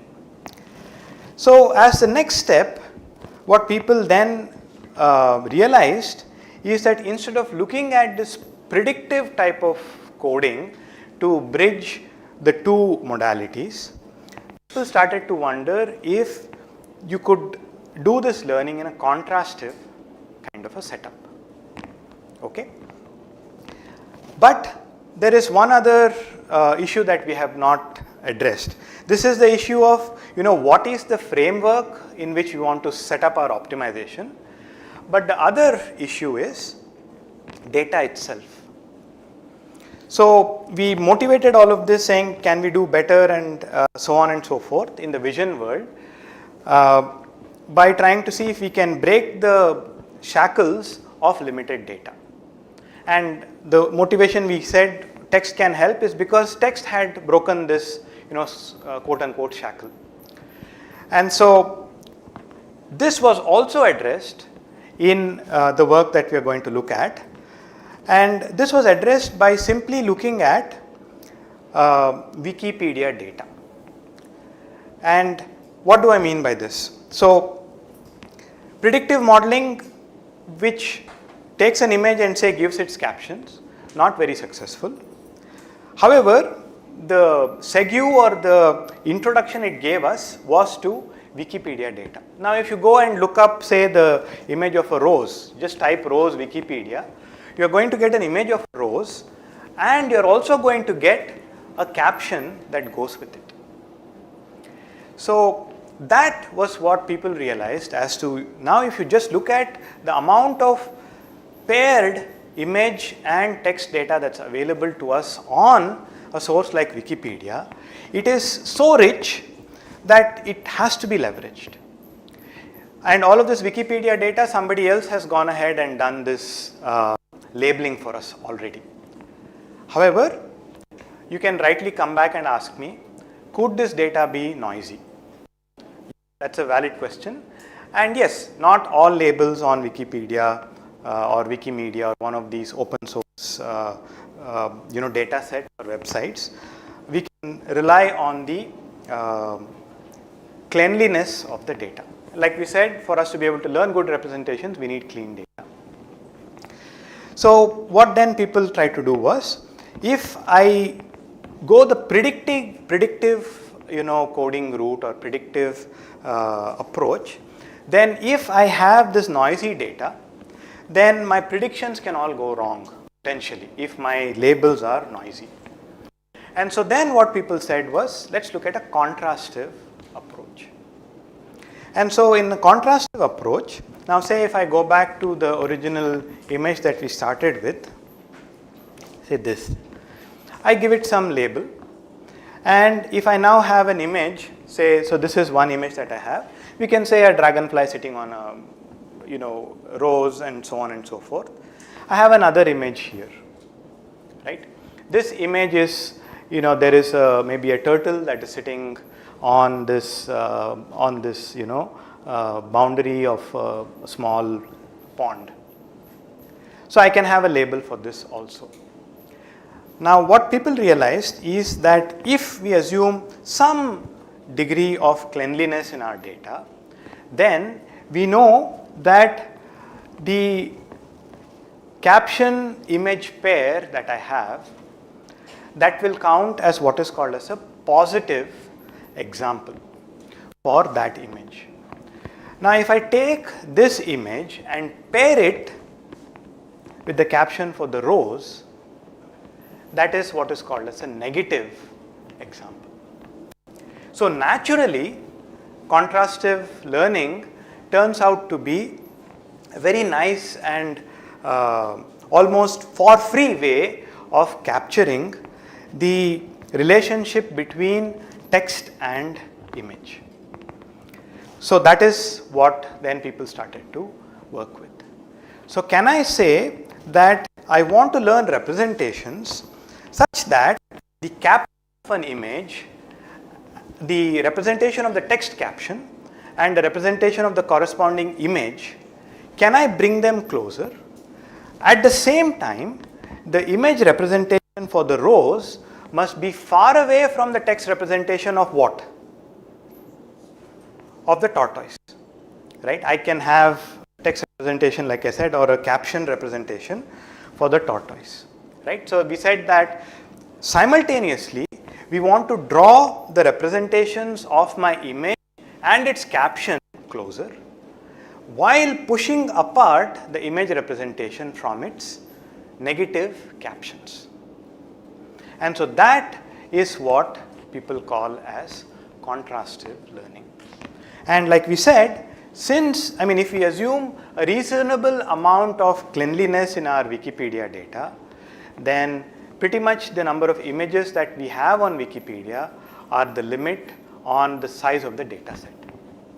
And so the authors of this work that we are going to look at next, which is called a contrastive language image pre-training, they put together a data set in this fashion. So they went ahead and collected image caption pairs from Wikipedia, and they set up the problem in this contrastive type of a framework. And then they ended up making use of the two vision models that we spoke about in their learning. Okay? So again, let me just recap. We still want to learn representations, right? Now in this case, what we want to do is learn representations that are guided by text. Why text guidance? We've given that motivation already. So we want to learn this representation that is going to be close to the captions, the text captions representation, while simultaneously being away from the representations of the negative captions. You can swap the modalities also. Okay, so here we are looking at image text pairs. And so what we will be ending up doing is we'll still be learning this particular representation here, right? It could be from, a ResNet model, or it could be from the VIT model. So just that the goal here is not the standard classification, but rather this contrast. We want to introduce contrast in our representation learning. And that's the fundamental idea behind at least one of the initial models that did vision language modeling.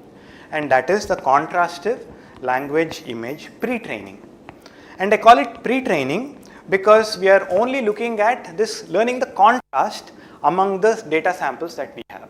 We are not solving a specific downstream task like classification or regression or detection or anything like that.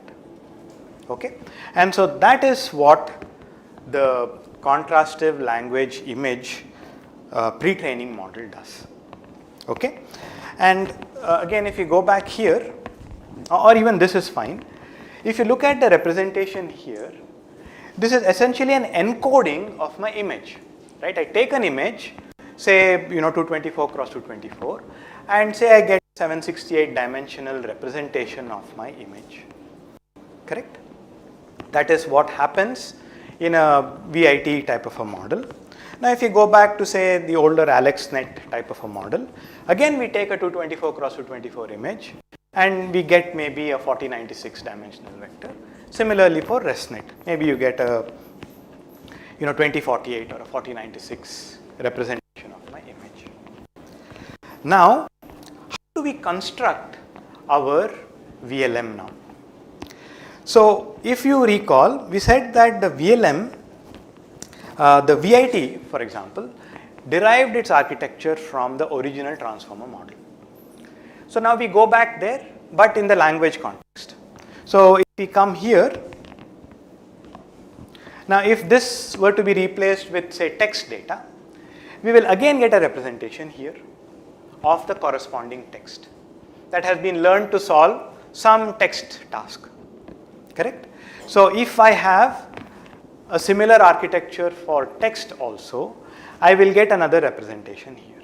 Correct? For the text data that I have. Okay? And see where we are going with this. Again, many of you know how this architecture works. So what we are now trying to do is, in the latent space, right, that is in that representation space, we want the image representation that we get here, the 768 dimensional vector here, to be close to the text representation that we get from a transformer model. So we can take these two vectors and say look at their inner product, or look at some sort of a distance measure that tells me how similar or different two vectors are. And this should be as high as possible, the similarity should be as high as possible for positive pairs, and it should be as low as possible for negative pairs. And that is what we do when we look at contrastive learning. Again, we will probably not get into the mathematical expressions for this. Again, for those of you that probably already know, we use what is called as the info noise contrastive estimation, info NCE loss, to accomplish this. It is the sum of the log of the exponent of this similarity for the positive pair, and in the denominator you have the sum of the exponential of the similarity for all the negative pairs, but not for that's for another day. But I hope you get the big picture. The big picture is we have, say, an architecture like this for image. We have a similar architecture for text. What we want to do is learn representations that are close for positive pairs and different for negative pairs. The contrast is what we want to bring in. Okay, and so now in the original contrastive language image pre-training paper, they used both the ResNet model, which we saw, and they used the VIT model, which is here, for the image representation. For the text representation, they use a standard transformer model. Okay, and what they also say, a little bit of detail, is that perhaps the dimension here could be different from the text dimension and the text encoder's dimension, and this they kind of bring it to the same dimension by applying some linear operators like a transform that you can also learn that. But once you are in this common space, contrastive learning happens.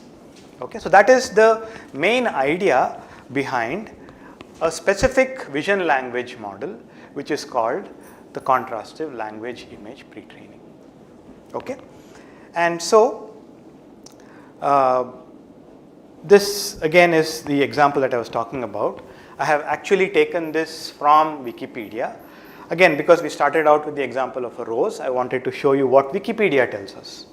So Wikipedia is giving us this image caption pair for free, pretty much, right? I don't need to employ people or on an AMT type of a study to get that label for this image, and that's precisely what people try to make use of in this contrastive learning framework. And I know that the caption for this rose here is going to be different from the caption for the tortoise. That's where the contrast also comes in, and that is what was made use of. So we don't need to have an explicit, say, classification loss that we want to optimize. We can simply optimize for the contrastive loss in this case. Okay, and learn those representations. So now we'll spend maybe a few minutes looking at the architecture itself. Again, many of you here probably know this very well. Nevertheless, we will just walk through the architecture. And so the architecture is as follows. We have an image and its corresponding caption. Okay. Now what we want to do is learn representation of the image by getting guidance or quote unquote labels from the text, which in this case, so here it says the caption for this image is Pepper the Aussie pup. That's the caption that is available to us for this image. And now say that I have a stack of n images or n image caption pairs that are available to me. Okay. Now I want to learn image representations for each of these n images such that the corresponding image language in a product, representation in a product, is higher than that images in a product with the representations in a product with all of the other text representations. And that is what is kind of captured in this particular matrix here. Okay. So I have the image encoder, which could be either ResNet, which we have seen, it could be VIT, which we have also seen, and this could be the OG transformer, which gives us some 768 dimensional representation, for example. So I take the corresponding image text representation, and that goes on the diagonal. Okay, and I take some distance. Here we have simply, for ease of representation, they've just simply said inner product between those two representations. Okay, so I want this inner product to be as high as possible, and when I take the ratio of this to the sum of this row here, that has to be as high as possible. Okay, because the sum is also going to include the mismatched pairs, because I1 is matched only with T1. That's the way I have to learn my representation, right? And so I capture all of this, like we said, into our info NCE loss and learn both the text encoder and the image encoder.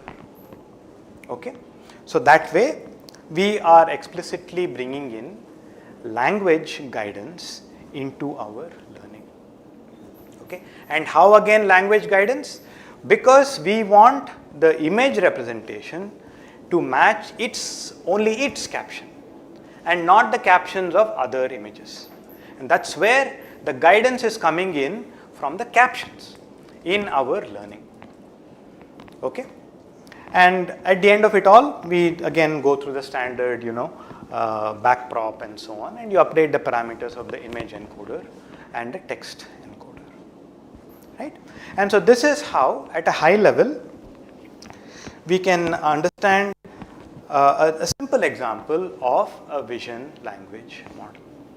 Okay, I've been speaking a lot. I'll pause here before we go further. There's a couple of applications that we'll also look at, but yeah, if you have any questions, please feel free to ask. I hope the discussion has been clear so far.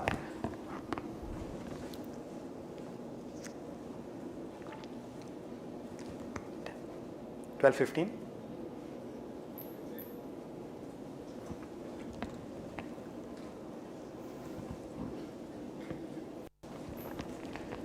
Any questions?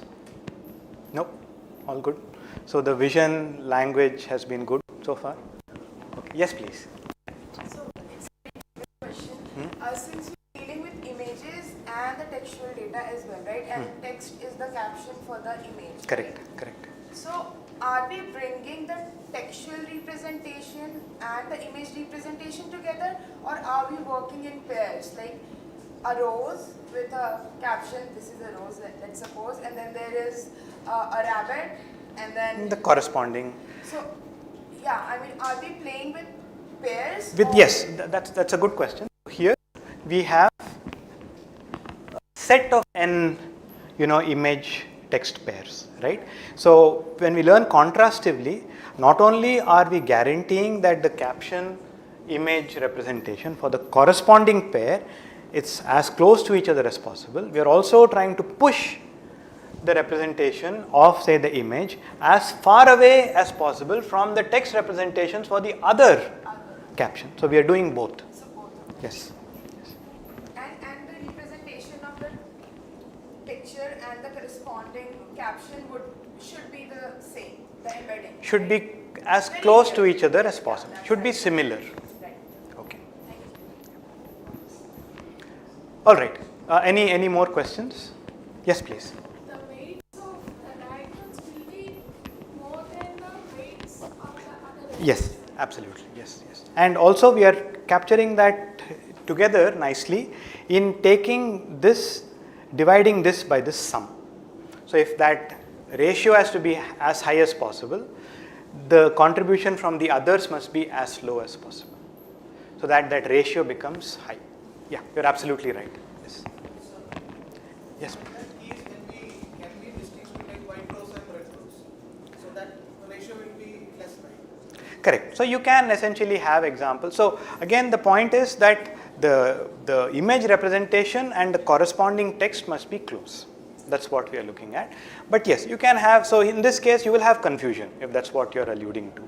Yes, so in that case maybe if this is the white rows and this is the red rows, perhaps these two are going to be higher than we ideally want. Yes. This is clip.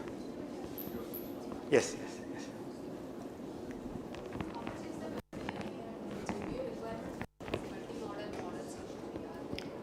That's again a good question. So the one of the goals of the original authors was to see if this can be accomplished with smaller, say, compute than what people had used earlier. I can refer you to the paper. I don't know the numbers offhand, but it is reasonably, lightweight, I would say. Again, this came from OpenAI, so they have like an ocean of compute. So they probably use 400 million pairs here. So that is not. Problem for all academicians is not having compute power. Yes. So that's the major challenge. So what is the least which we can try executing such models? So the answer to that is maybe we cannot probably come up with foundational models in an academic setting. Not the foundational science, like any. We can maybe try to look at understanding how these models work, maybe explainability and so on, wherein we still try to keep up with the state of the art and try to augment our understanding of the state of the art. That is what I would say. Okay, one last example before we close. So here, now that everything, assuming that we have clean labels and we've been able to do all of this learning nicely and our loss function is doing what it's supposed to and so on, how can we apply this to a practical application? So the answer to that, at least the example, this is not something that I am claiming, this is what is in the paper, is one of zero-shot classification. So what do we mean by this? Now suppose that I have the pre-trained model that's available to me. The pre-trained model in this case corresponds to the text encoder and the language encoder. And I want to be able to check, can I solve a classification problem while the model itself was trained for the contrastive loss, not for any, not for BC loss or something like that, where we have explicit labels available to us. So in that case, how do we leverage this understanding that has been distilled into the image and text encoders? The answer to that is, let us come up with, say we want to build a classifier using the resource that's given to us. So what you do then is that you come up with a prompt or a text label or a text description of the class. So here the description is going to be, I have a photograph of a plane, a car, a dog, bird and so on. So I have now a text representation for each of my classes, or a text label that I have for each of my classes. I run this label, natural language label, that's the key here, through the text encoder, and I have the corresponding text embeddings or tokens that come from this guy here. Okay. Now I also have access to this image encoder. Now if you say that I give you an image like this and I want you to tell me what class this image belongs to, I now simply take the the image representation of that using the model that we have learned, and we know that it is satisfying this condition, right? So the image representation is going to be closest to its corresponding text caption, correct? And so in this case, the caption is what we get from the text encoder of this text representation, correct? So I simply take the inner product of my image representation with the representations of the text label, natural language label that I give to each of my classes, and simply pick out that class for which this representation, the inner product, or say any other distance measure is the highest. So that is how you can make use of this pre-trained model in a zero-shot type of a setup. Okay, so I think we are pretty much out of time for today. We'll stop here. I'll just maybe conclude with a few remarks. First of all, one of the things that multimodal learning helps, especially when we have a language anchor, is that it opens up access to a large data sets, pretty much like we said, what is available freely on the internet. And it is quote unquote label free, because the labels effectively are coming for free for us, and we don't need someone to sit down and give these explicit labels to our image data. And like we saw in this zero-shot example, people have shown, again I refer you to the paper, they have done a lot of downstream tasks with the pre-trained model, and they've been able to get very good performance with this pre-trained approach. Okay, and again, the takeaway in all of this that I want you to have at the end of this session is how language helped guide this learning. The guidance came through captions, and the learning itself was guided through the contrastive setting as opposed to a classical supervised learning setting.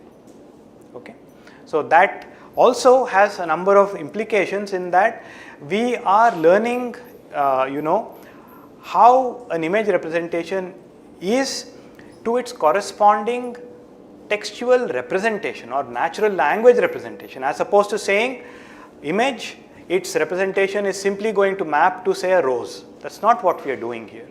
We are actually trying to learn representations that map to the text description, the natural language description of my image, okay, which is a little different than what was done until some of these works came along.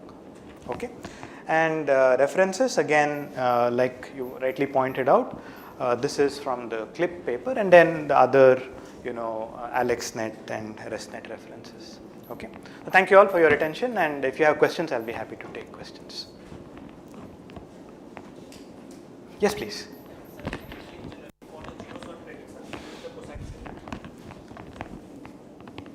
Yeah. Generally, we use the cosine square for the zero-sort prediction. Correct.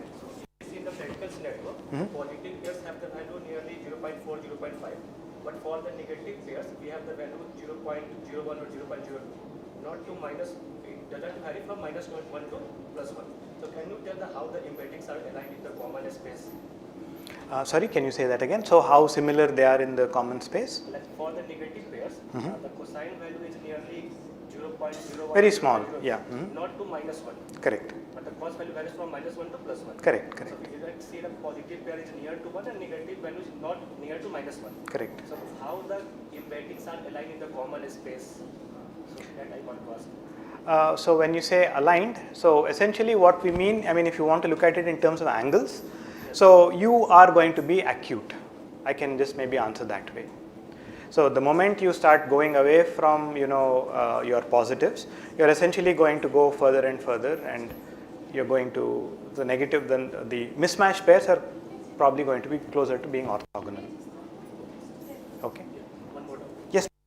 In the practical scenario, maybe suppose any application like the autonomous vehicle or anything, so maybe some modality will be missing due to privacy concern or the tensor family. So how the multimodal will handle those missing modalities effectively? So missing modality, I guess again you probably have to learn. So now we can actually look at the subsequent model, which is called blip. You may have heard of the blip also, which has a decoder and a generative capability. So that could perhaps help. Okay. Again, that's maybe for another discussion. Any further questions? Yes, please. If we were to prepare any custom data set, how do we rate the captions? Because sometimes the description may not be comprehensive. Okay. So again, to answer this question, I guess I would refer you to the blip paper. So what they do is that they have this filtering stage. So what blip does is that it takes that at face value, whatever is given. But we don't know, somebody can say, I take an image now and I upload it to Wikipedia and say, this is an image from 2026. Not very informative, right? So to answer or to come back to your question, what it does is that it takes, say I take the image of this classroom and say this is the ANRF class from this day, April 9th, 2026. Not very meaningful. So then what it does is it takes that same image and runs its own generator. and then it does what is called as bootstrapping, which checks the validity of its generated label or description with what is available, and then it's trying to take like a majority type of a vote, and it cleans up. It may not include the caption that I gave in the data itself. So the data set may become a little smaller because of this pruning, but it's more less noisy. So that's how some of these can happen. Blip, yeah. Bootstrapped language image pre-training. Okay. Yeah. Any further questions? If not, we'll stop here. Yes, please. Yeah. There are a lot of data sets available in the internet. Yes. That take images and processing. So how do we know that the noise geo images are those data set images? Sorry, I didn't. Noise is not there in that image. That again, if we are going with open source, that is the risk that we are taking. We have to deal with unreliable data. That's the problem. So again, like I was just answering that question, many times you can have another captioner that gives a caption to the image, and you validate this caption with the original caption and see if there is a lot of disagreement. If there is, then perhaps this pair is not very useful for us. Okay, so thank you all very much for your attention, and I will stop here.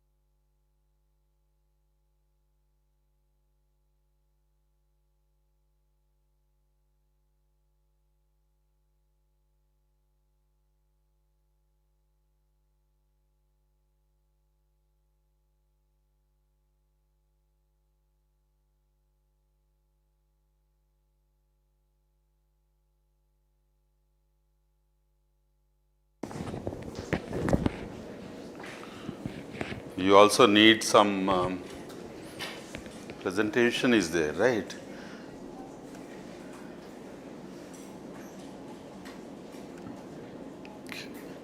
Initially, I thought that I will not have any presentation, but some old presentation is there. I dig that out and then.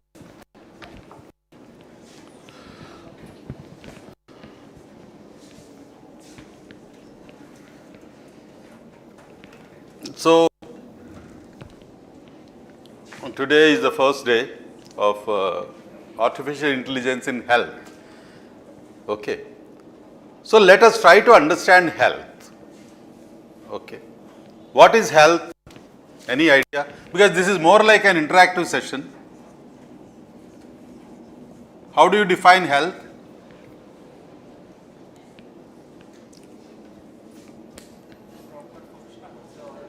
In 1948, WHO has defined that health is a complete physical, mental and social well-being and not merely the absence of disease or infirmity.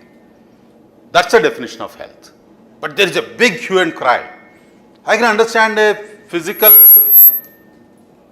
but what is mental? Yeah, we can understand. What is social? What is a social disability? And then recently, people are now trying to add two more terms, emotional and spiritual disability. How do you quantify that? Who are healthy here? No idea?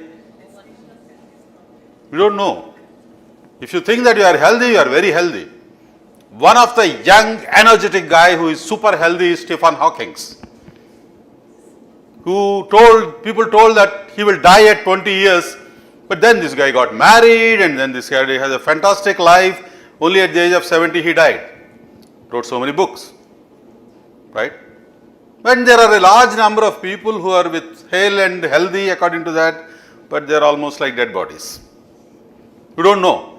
So the another thing that is of fundamental importance is disease. You have to characterize this as a disease, right? Many times we go to a doctor saying that, oh, I am very weak. I am not able to have any energy, frailty. And you go to the doctor and doctor will try to ascertain your health parameters based on whatever that he has and declare that you are perfectly all right. No, you are healthy. But the thing is you are so weak, you are so frail, you are not able to get. On the other hand, you are super duper energetic. You are a cricketer or a volleyball player or a singer or a dancer, you have no problem. You suddenly go to a doctor and then the doctor will try to measure whatever parameters that are there. Oh, your blood pressure is too high, your sugar is there, your thyroid is there, you are sick. The parameters like that. And your cholesterol is very high, 350. This is bad. And soon after getting the report, they will become really sick. So now the question is, we are so much into the regulatory things that to tell that who is healthy and who is not healthy. If you are tall, you are healthy. If you are short, you are healthy. Very difficult, right? There are so many parameters which will be very difficult to tell whether you are healthy or not, right? And disease is something which has to be demonstrated by some parameters. So you need to have a regulatory clearance that this is the disease and this is a treatment protocol, and medical doctors are actually slaves of these medical regulatory things. They have absolutely no freedom or a right or a legal authority to prescribe whatever medicines that they can prescribe. According to the DGCA rules, they will not, they should not, and they cannot prescribe Leave 52 as a medicine, because that's not having a, this is an over-the-counter thing. They cannot prescribe Amrutanjan as a medicine. They cannot prescribe Jinda Talismat as a medicine. They can go to jail. according to the regulatory thing. So we need to understand different aspects of it. So this disease I don't understand, health not many people will understand. And another very funny thing that I have is aging.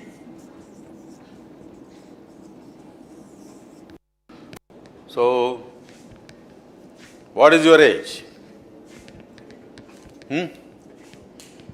What is your biological age? Might be different, right? What is your emotional age? Functional age? And what is the age of your liver? What is the age of your kidney? What is the age of your brain? What is the age of different organs that you have? It's not very clear. Because there are people who are only 20 years, they may behave like a 40-year-old guy. There may be somebody who is 60 years and they may be looking like 40 years or 35 years in terms of their functional age. So, how do you have some AI apps, right? These are very funny. These things will come, they will show your face and then they will tell your age, right? Some of you have seen. You will be very happy, your ego will be boosted. When you see that, it will show that sometimes you are 10 years younger or 20 years younger. You can save all that information. Sometimes they say that you are 10 years older and 20 years older, we can remove that data, right? And then we will feel very happy that we are very young. So now the question is, the AI will try to give you an answer based on some data, right? And what type of an answer this AI will give? The type of answers that its customers would like to listen. There is a lot of hallucination. All of you know that you give a question and it will give an answer. And why that answer comes? Because you give a question. And how do you know that whether this answer is correct or not correct? Most of the time, we ourselves don't know the answers. We think that we are super perfect, but many times we don't know the answers. I will play some sort of a game with you, that what are the fundamental particles? Oh, you are all computer science people, right? Sometime back you heard physics, chemistry. If you take a particle, what is the indivisible particle? Some people will say atom, but somebody say molecule, that's fine. And in an atom you have a nucleus and you have an electron, and in the nucleus what we have? We have some protons and neutrons. Okay, very good. But how do protons bind together? Positive charged things. Then comes the nuclear physics. In the nuclear physics, you have fundamental particles called quarks, leptons and bosons. The 12 fundamental particles are there. They are bound by the strong force and the weak force, and it will give you lots of hadrons, and then this is a big zoo of particles within the nucleus is there, and that's a different thing. Now, we are talking about the natural products. How many natural product molecules are there? What is natural product?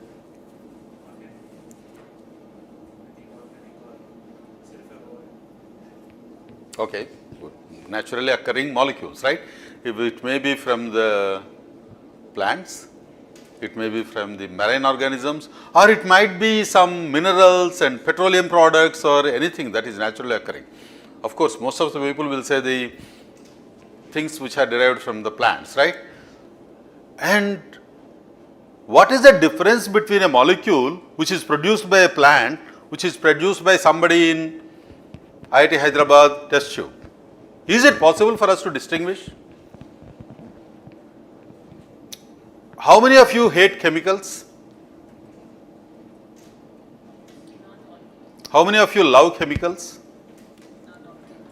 How many of you have any feelings Yes also no answer because it.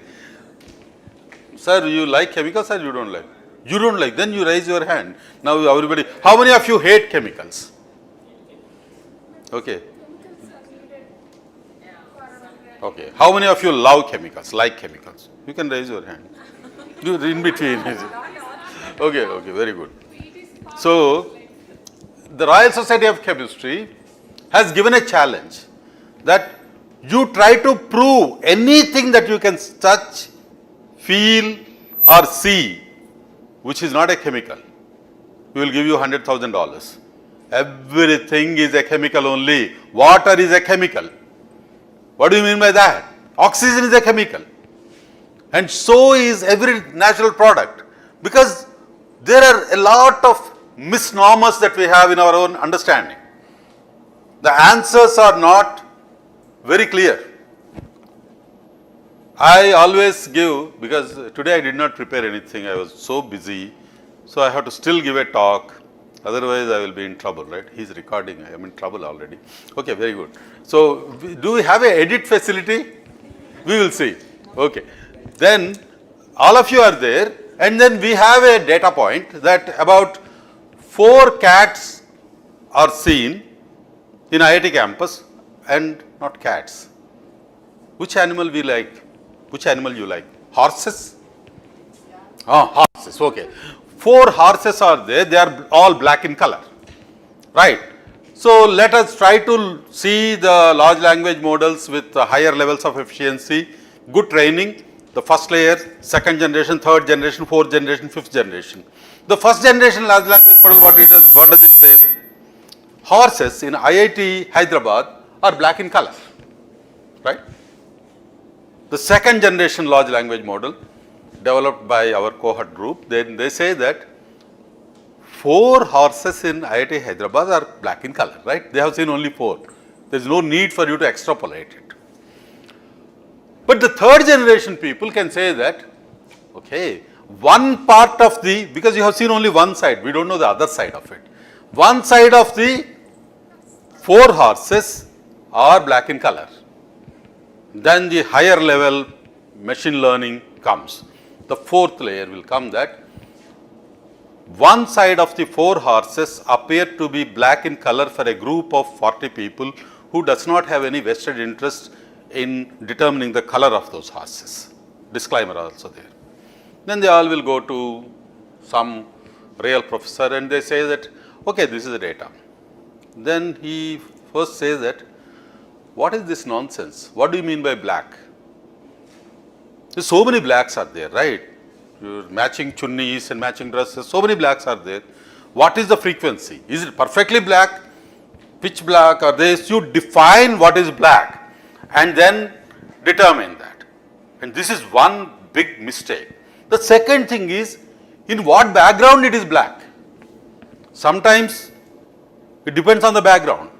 And the third and most important thing is, are you seeing in which light? Is it a broad sunlight or moonlight or no light or a floodlight? And if it is so, at what angle these are falling? Then you make a statement. Then you can say that, okay, when in a green background and a floodlight which is falling at an angle of something, and for a group of these people, it is in black in color or blah blah blah and all these things. Then people can keep on saying, if that has to be recorded as a statement, they will say that you please sign there and you please tell us what is the date and what is the humidity in the air, what is the temperature, and do all these people who say that they are black in color, are they normal or they are hallucinated under some influence? Because somebody tells them that there are all horses are black, black, black, and people will be mass hypnotized and they also will say that it's black. So now the question that we have is, we are trying to mimic the human intelligence with machines. Fine. All of you have so much confidence in human intelligence. Human intelligence is better or machine intelligence is better?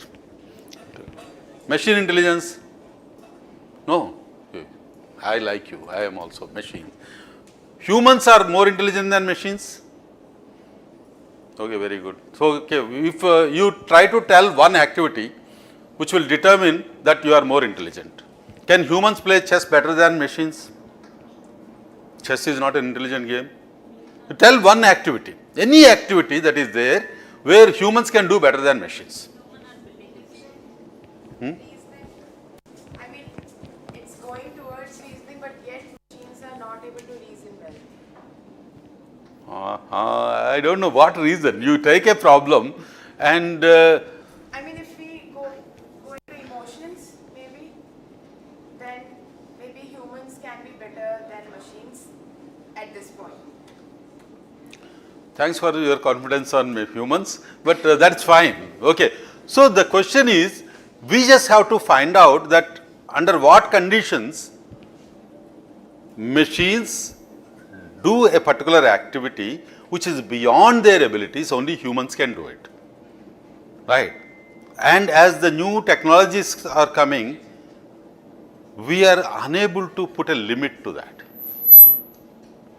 And there is robotics, automation, agentic, Gen AI and other techniques which are coming, where they are selectively superseding in most of the activities. So, for example, with all due respect to champions of the humans, like this young girl, we will say that, okay, 100 activities that people can do, at least in 90% of the cases, machines can do better than humans. All machines come together. But those machines are created by humans, IP is human. Yeah, very good. Thank you very much. But there are laboratories where the conception, execution, delivery, everything can be automated and the machines can, for example, I am a chemist. You want to discover a new catalyst. So, there are laboratories, self-organized laboratories without any intervention of the humans. We can use the agentic AI systems that I want this and it will get it. It may have a problem, but there is a possibility that it is able to react, interact. All of you are using ChatGPT, right? Are you using ChatGPT? And you all log into your email accounts and then you look into ChatGPT, ask the same question. It will give different answers for different people. What's the reason? Each of your ChatGPT would like to please you. And then if you do the prompt engineering or soft prompting, it will give a more and more refined answer. So, it also will test you, how serious you are. Deliberately you may ask sometime back, where is a beach in Hyderabad? It will say somewhere, okay. If you say, okay, what is this nonsense, there is no beach in Hyderabad, okay, sorry. ChatGPT will never hesitate to say sorry, right. So, if I make a mistake, I will never say sorry. I will try to put some other thing and then satisfy our ego and other things, but especially these chatbots, they don't suffer from the disease called ego, right. So, I just wanted to tell you that we have the disease, health and aging. They are much more complicated, but they were conveniently separated. Drug discovery, which has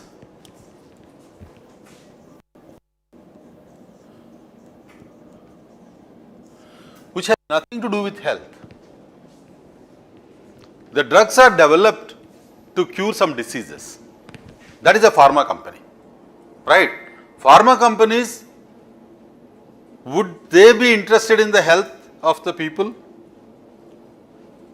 They are not, and so blatantly not. So much so that they can go to any extent, and a large number of US political system is influenced by the bribes that they receive from the pharma companies. We can openly talk about it. But what is the reason for that? Some of you have heard about thalidomide. Thalidomide is a drug which was used for the pregnant women, and that was considered as a wonder drug. There were so many advertisements in 70s and all. It was considered as the greatest discovery that the scientists have created for the welfare of human beings. Because all of you know that the pregnant women during those days, lots of problems are there, right? They use these tablets and they are all fine. But 7 years after that, there are a large number of kids with amputated organs, which you can look at the story of a thalidomide. There is a problem. Some of us will have an issue with blood pressure. The first line of treatment for blood pressure about 25 years before are diuretics. Diuretics is when you have the salts in your system, mostly sodium, right? It will drain away. You just flush it out, take this, and your blood pressure is under control. But people have realized that in Hyderabad, in April and May, when it is 40 degrees, when all your electrolytes go, what happens? Especially if somebody is detected with a blood pressure, they always have a problem, right? When they go to a doctor, they declare that you are having a blood pressure throughout your life, you have to use medicines, then already they are in trouble. And on top of it, if they take a diuretic tablet, most of the people will be behosh, that they will be fainted, and this will take a lot of time for them to recover. Then they replace this diuretics by the second line of drugs called beta blockers. Beta blockers used to decrease your basal metabolic rate, and that is giving rise to other complications. Then they have another type of drugs called angiotensin converting enzymes, ACE inhibitors, which is able to artificially reduce your blood pressure. But none of these things are shown to be very effectively do the job of a cardioprotection. They don't do the cardioprotection. People will be using all these things and suddenly there will be a heart attack, bomb. And we have some gaps in the area. So, I was fascinated with drug discovery because I was trained as a theoretical chemist. What is the duty of a theoretical chemist? He should try to work using quantum mechanics, classical mechanics and statistical mechanics and apply them to rigorously compute the properties of molecules. Okay. I was trained for the last 40 years where you can use the quantum mechanical principles to determine the structure and properties using quantum mechanical calculus. So much so that your ability to calculate the structure and properties as a theoretician is much higher compared to an experimentalist. About 30 years before, there is a guy called Henry Schaefer. He wrote a publication, huge publication, where there is a disagreement between experimental data and the theoretical data. The theoretical data is very, very accurate, and they are in disagreement with the experimental data. He has so much confidence in the theoretical data, says that please go and then redo your experiments.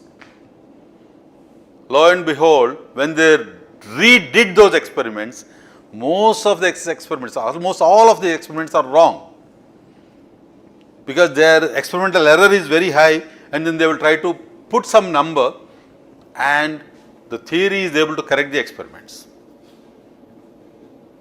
So now the question is how the data is coming up. For example, if I put one human being at the gate of IIT Hyderabad and ask that person, if this person belongs to IIT Hyderabad, allow. If this person does not belong to IIT Hyderabad, don't allow. That is one. Or I will put a scanner Which will do a better job? Scanner.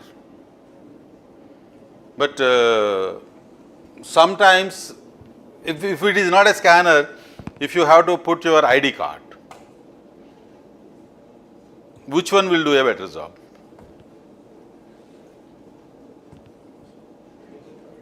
ID card will do a better job, right? Compared to scanner. Because scanner will go only the facial recognition, right? And if you give an ID card, then what happens? There is no, for example, if you suddenly somebody will be there and then they grow a big dadi or something will happen and the facial recognition is not there, that may fail, right? But if it is a ID card, this may do well, right? But I am a dean SRC. I don't want to carry my ID card. If someone stops me, I will be angry on them. Then which one will do a better job? So now the question is, there were so many practical issues that are there. So you have one way and then that will lead to complication. The complexity with which you create a problem is not enough to solve that problem. So now we are in a situation that this AI is a buzzword. I don't understand what is AI. I have absolutely no idea. Machine learning, okay, you have a supervised and unsupervised learning. If it is unsupervised learning, then you try to have some labels and then you try to make it as a supervised learning. And from there you try to, any problem can be divided as a classification problem or a prediction problem or as an optimization problem, right?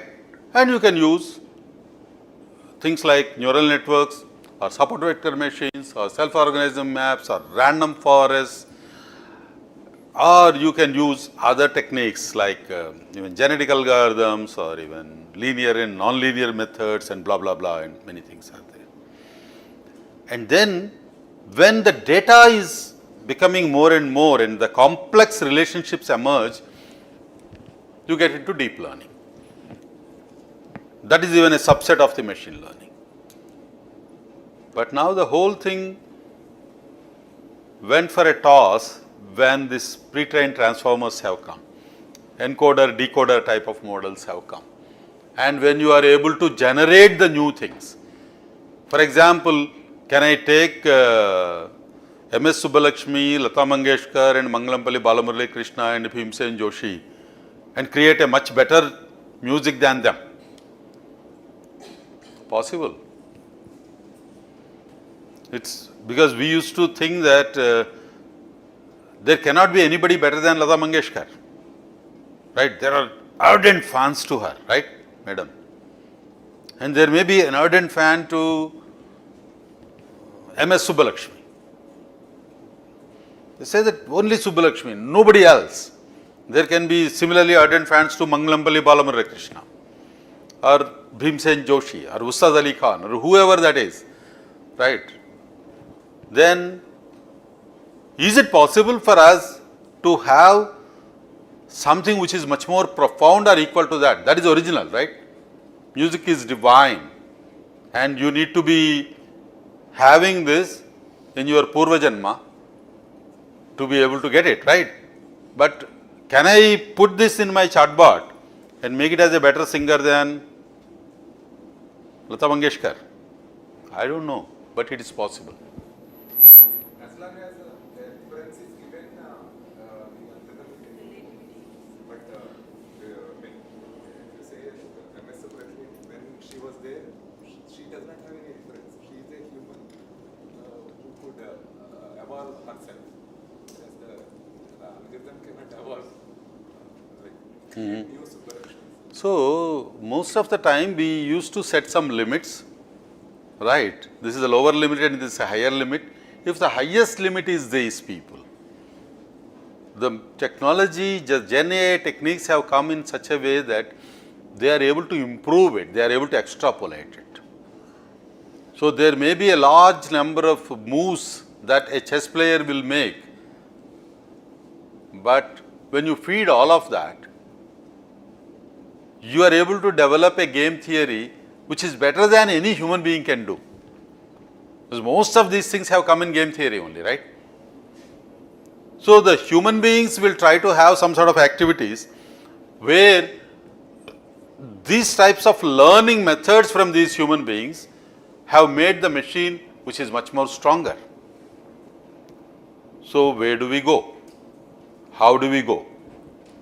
I completely agree that we have used these technologies. Is AI good for humanity or not good for humanity?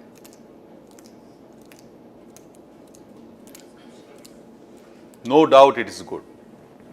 We should not even think about it. Is cell phone good for humanity or not good for humanity? How many of us are using it for our good?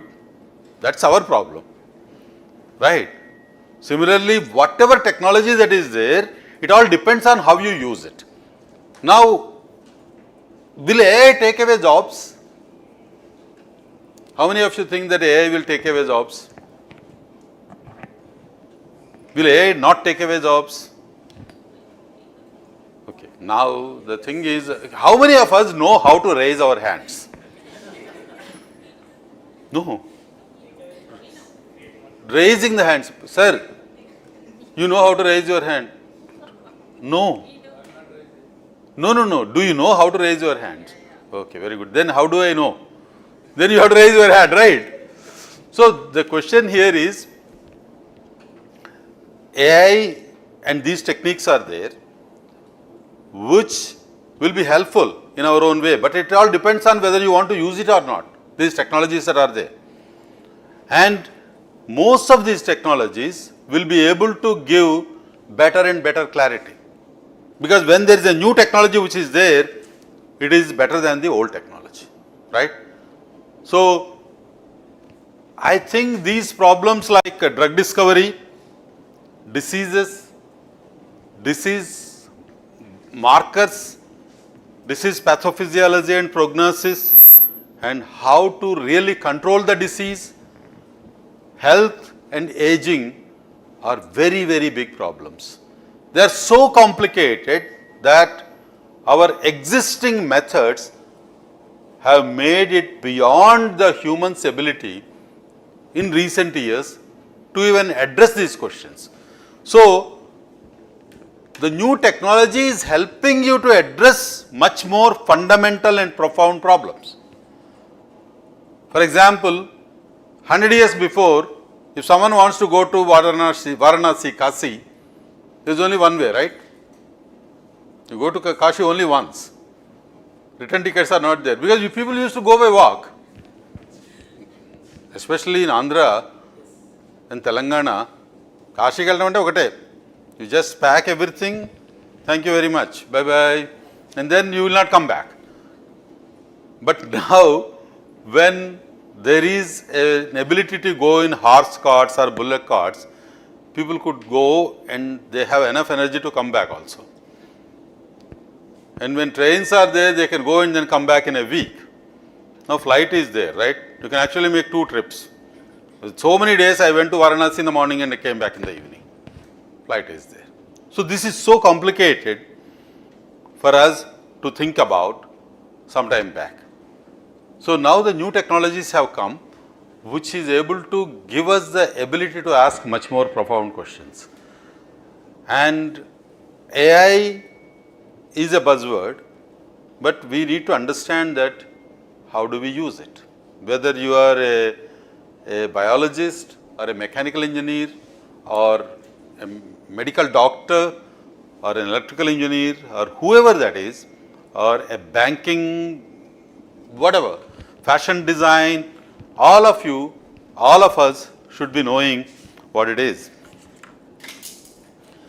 So if you look at the evolution of biology, so the DNA structure is discovered by Watson and Crick in 1953 or so. And it took almost 50 years for us to actually look at the whole Human Genome Project. Human Genome Project in 2000, so many countries have come together and then solved everything. And when we were young, we used to think that, oh, Human Genome Project has come and it will solve all the problems. Actually what has happened is it has much more complicated. So many new questions have come and the drug discovery costs have skyrocketed. So advances in high throughput screening, sequencing, imaging technologies have transformed biology into a data rich discipline, generating large scale multimodal data sets spanning genomes, molecular interactions, cellular states and clinical phenotypes. I can keep on adding. For example, all of us have some genetic differences, right? But what are those differences? That is within 2%.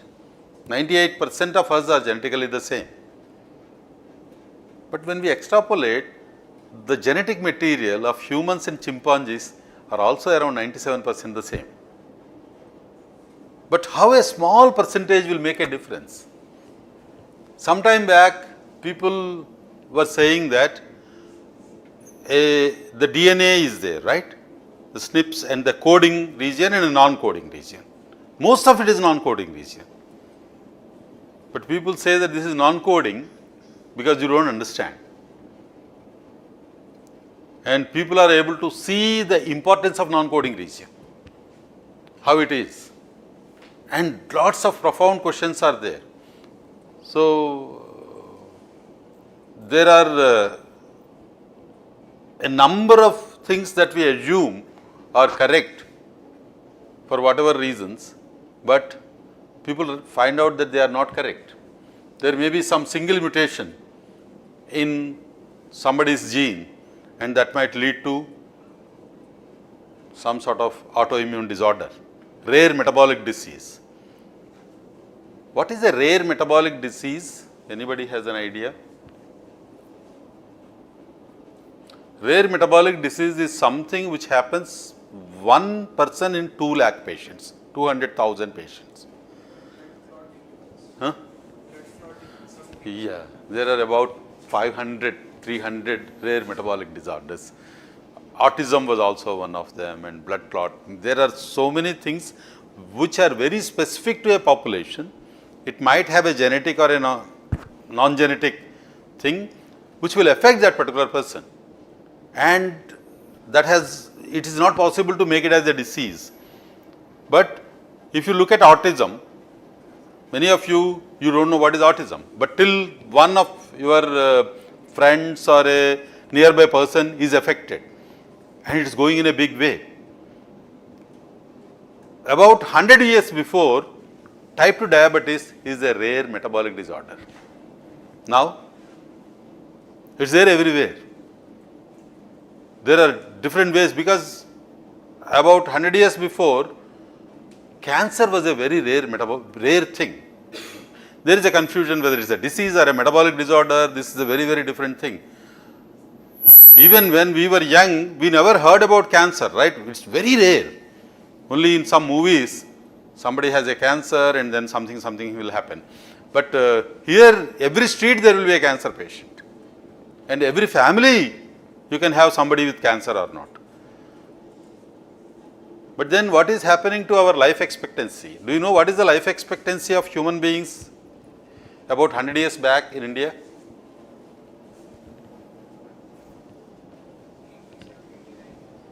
Some number you tell me. 80, 90. Now? I have heard 60, 70. You have heard 60, 70. Okay. This guy is so much, he loves the past so much. You know, about 100 years before, our life expectancy is 30 years. Now it is 70. Because many people used to die because of infectious diseases. Plague. India's life expectancy, you believe in Google and ChatGPT more than me, right? You type it and then you will find it. Okay, around 30 years. Lot of people used to die. But some people used to live a bit longer. That's a quality of life, that's a different thing. And maybe the contributions of some people are very important. Why am I talking about these funny questions is, one of the greatest statement by Bharat Ratna Sarvepalli Radhakrishnan is that he made a statement that education is nothing but awareness. we should be aware of what is going on. And then we should be able to analyze what is going on. And we should be able to adopt the thing. And the biggest disaster that has happened to our country is our inability to cope up with the modern technologies. In 1800, our contribution to the world GDP is about 30% in 1800. By 1973, our contribution to the world GDP is 2%. Because we are not able to adapt to the industrial revolutions that are there. In 1820, there is a Spanish flu, right?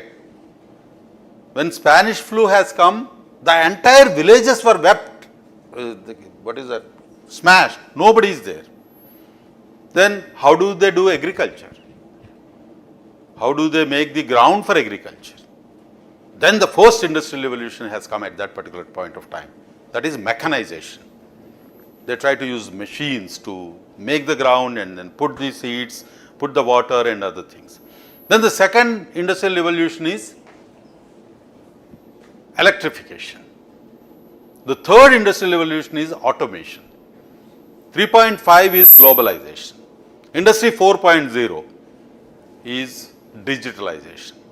And we have lost every single one of these industrial revolution. Now we are in between industry 5.0 and 6.0. So if you are not able to adopt to the revolutions that are happening, and if you are all teachers, right? How many of you are teachers here? All of them are teachers. So each one of you have a great responsibility. You have to be very, very positive about it. None of you know AI.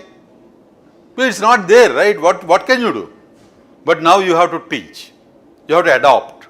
Because it's a joke if someone says that I know AI in 2019. It's not there. The whole civilization can be put as before ChatGPT and after ChatGPT. Things are very different. 2023, I don't even say 2022 November. I would say 2023 March. Now the Gemini, Perplexity, Cloud and all these things are coming. And people say that don't use, because about 3 years before, all the teachers have no idea about ChatGPT. When they are high school teachers, all the students know everything about ChatGPT. The only thing that teachers will do is don't use ChatGPT. Now actually, we have to give problems to the children that you use everything that is there and then solve the problems. The problem should be so important. All of you know that there is a millennium problem. 7 millennium problems are there and only one is solved, and then if you use whatever GPT or whatever that is there, you solve that. And the greatest solution that India has given is Chandrayaan, right? We are able to work on that. You may use ChatGPT or whatever thing, and if you are able to come up with a solution for a complicated problem, that will be good. Maybe one of the problems will be the municipal solid waste that we have. Municipal solid waste separation or usage of that. Potable water can be another thing. And it need not be the entire India, it can be what happens in your college. Is it possible? What happens to the air quality? There can be several challenges that are there, and we should be able to ask the right questions, which will be able to improve our quality of living.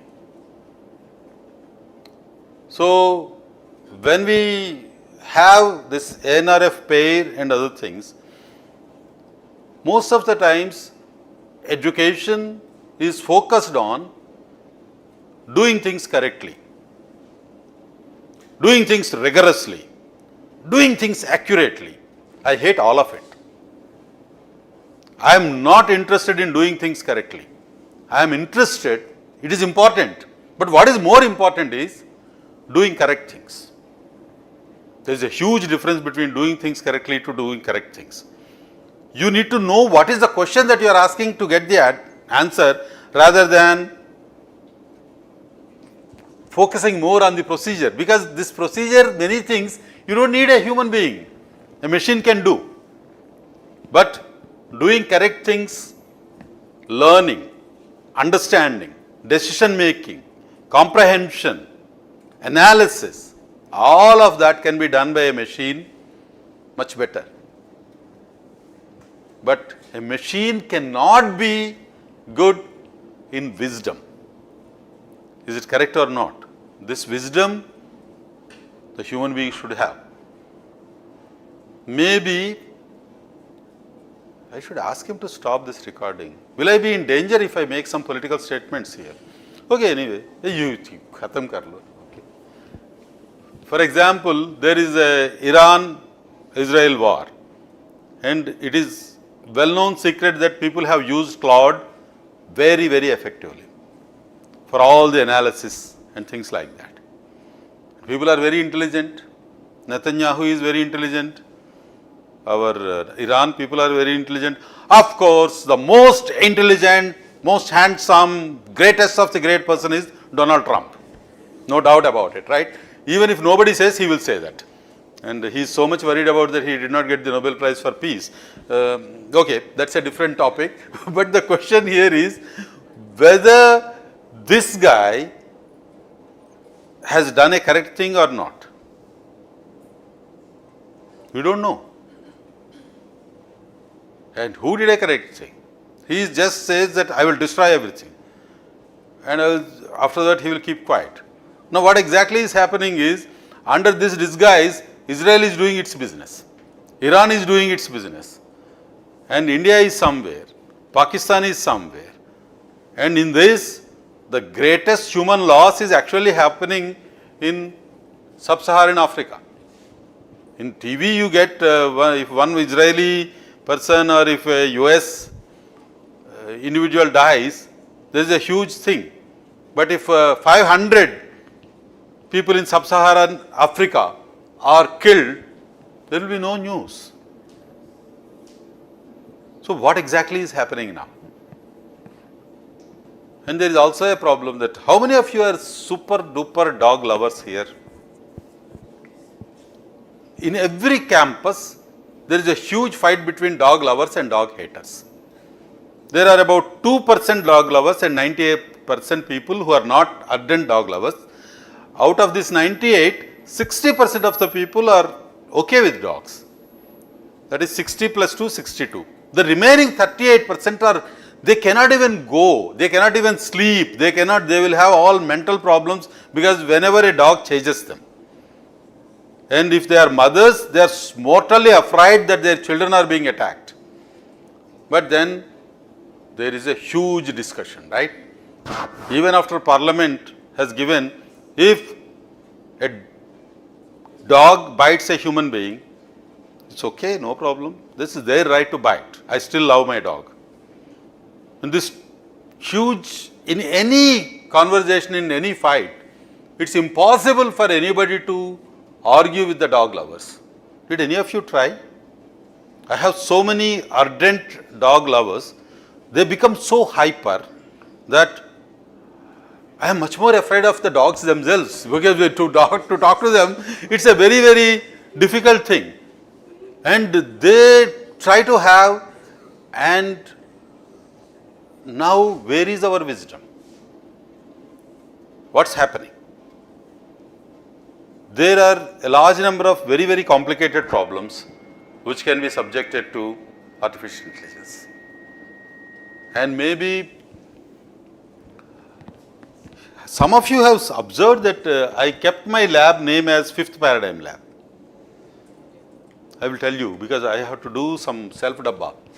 So I have to say that what is fifth paradigm, right? Experiment is the first paradigm in science. Okay, if you want to do science, you have to do an experiment, or you have to understand, you have to do some observations. This is science. And once you have so many observations, you develop some theory for that. That is the second paradigm, like Newton's laws of motions. You can have any theories, concepts, rules, hypotheses. These are all second paradigm of science. This is there ever since science is there. So the third paradigm of science is making models.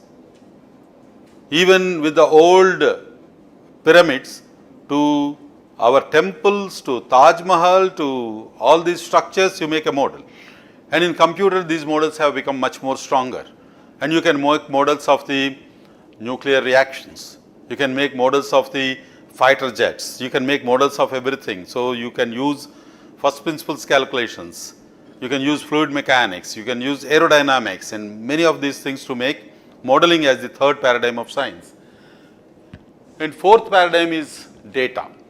What is third paradigm? You know what is the input. You know what are the mathematical equations. You will get the output, right? That is modeling. The fourth paradigm is you know input, you know output. You have absolutely no idea where this input and output are connected. You use some sort of a black box program like neural networks and it will connect.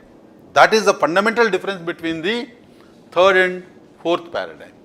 So, fifth paradigm is actually combining all these four paradigms, especially the theory, modeling and fourth paradigm, and that is essential to address some fundamental questions, right. Biology is evolving from empirical observation to data driven prediction. What is the difference between biology and chemistry?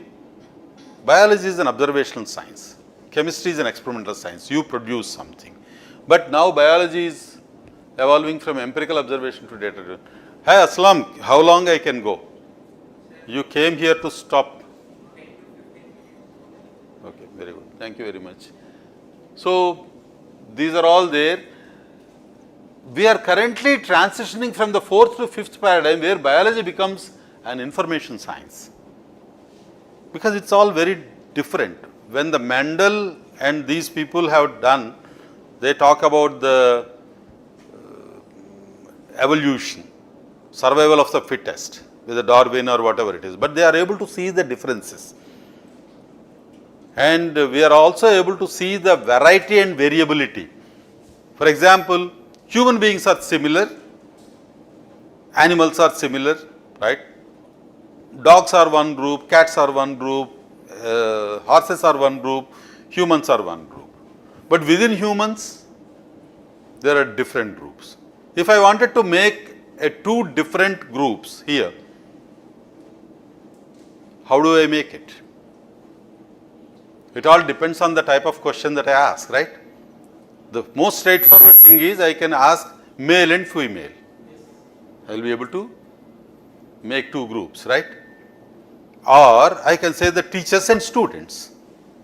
Then there will be yet another classification. I will say that IIT Hyderabad people and outside IIT Hyderabad people. Then that will be different. I can ask 100 questions and 100 different. How many people are singers or non-singers? How many people like some X, do not like this, or hobbies or whatever? How many people play badminton or like that? We can have so many questions and based on that we can have classification. In that case, if someone says that who are similar, that's not a correct question, right? Many times the questions themselves are not correct and then we will give an answer, right? Water is in which state? H2O is in which state? If somebody asks a question, what do you say? H2O is water, right? It's in a liquid state. That's a wrong answer. Because H2O is a molecule, right? Molecule does not have a state. So if a group of molecules can come, they can be in a liquid state or a solid state or a vapor state, right? Hydrogen, what is hydrogen? Hydrogen is a gas, right?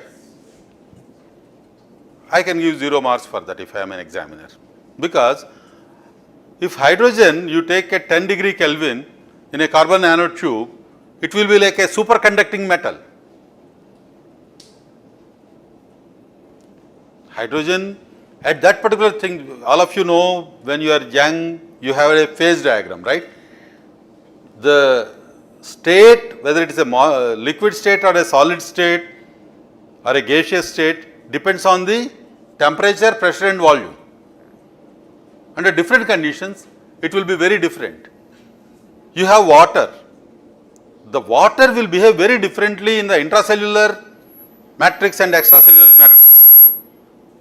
The water will behave very differently under the different phases of a protein.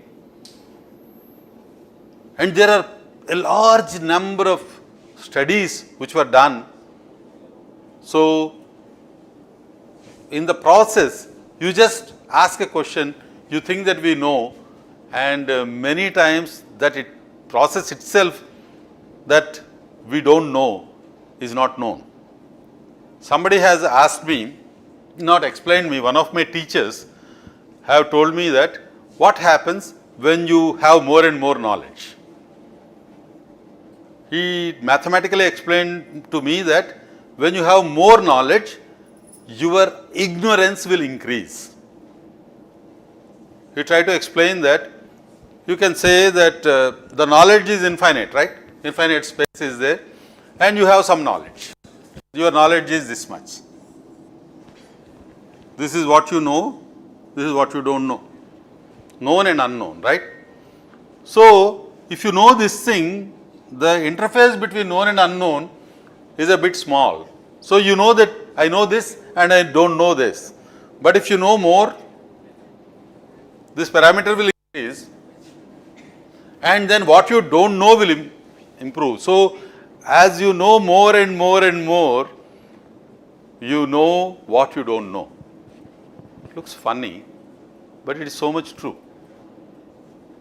Because genomics is one such thing. For example, if somebody makes a statement that I will develop a drug for cancer, is that a correct statement? Correct statement? Of course, yes, right? Okay. I would say that that's a wrong statement. That you should not even make that statement. Because you can never develop one drug for the cancer in all the patients. Same cancer will manifest very differently in different people. If 100 people have cancer, there are 100 different diseases, subtypes of cancer. It's very difficult for you to say that you will develop one drug for all these cancers. Of course, statistically it will work fine, especially if it is a stage 1 or a stage 2. And there are some monoclonal antibodies and there are many other different types of treatments that are there, they might work better. Immunotherapy may work better, but anti-cancer treatments may be very difficult for all of them to be in a uniform way. So, the personalized things also becomes important. Then what happens? You will be aware of that. You will at least know the design limitations that are there. So, what am I trying to tell you is, there were quite a few things that are there. I don't want to give you some examples or talk about it. I can give one of these slides to you, because I don't want to get, this is something which was made by my students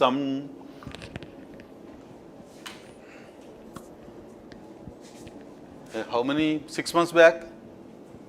Something like that. I have taken from my Almira, and yesterday I gave 2 talks about AI in drug discovery in Delhi. I was in Delhi, and then that was one, and then from Delhi I have taken another talk in Ahmedabad. So, it's okay, you can have different techniques for how do you get lead, how do you optimize the lead, how do you look into it, there are different procedures that are there. But in our education system, what was not taught to us is, how do you think? How do you create the problem statements for research? This is very, very important. So, we will try to have some sort of a brainstorming, and we should learn that how do we use this AI. Otherwise, there is a danger that we will be used by AI. Are we using our mobiles, or we are used by our mobiles?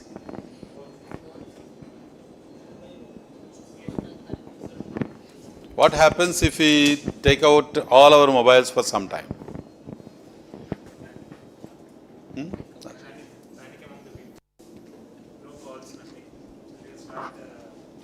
What happens if you don't have any petrol and diesel? You remove just no petrol and no diesel. Okay. What happens if you don't have electricity? Now I am coming to that. We don't know. Because 100 years back, none of them are there, right? And there are issues. But now, what is happening to our air quality? What is happening to the biggest problem that we have created in civilization is our water bottles. Because when we were young, we used to go to schools. Most of you are younger to me because I am 60 plus. We used to go to school and nobody knows, right? Nala is there, so you just drink water like that.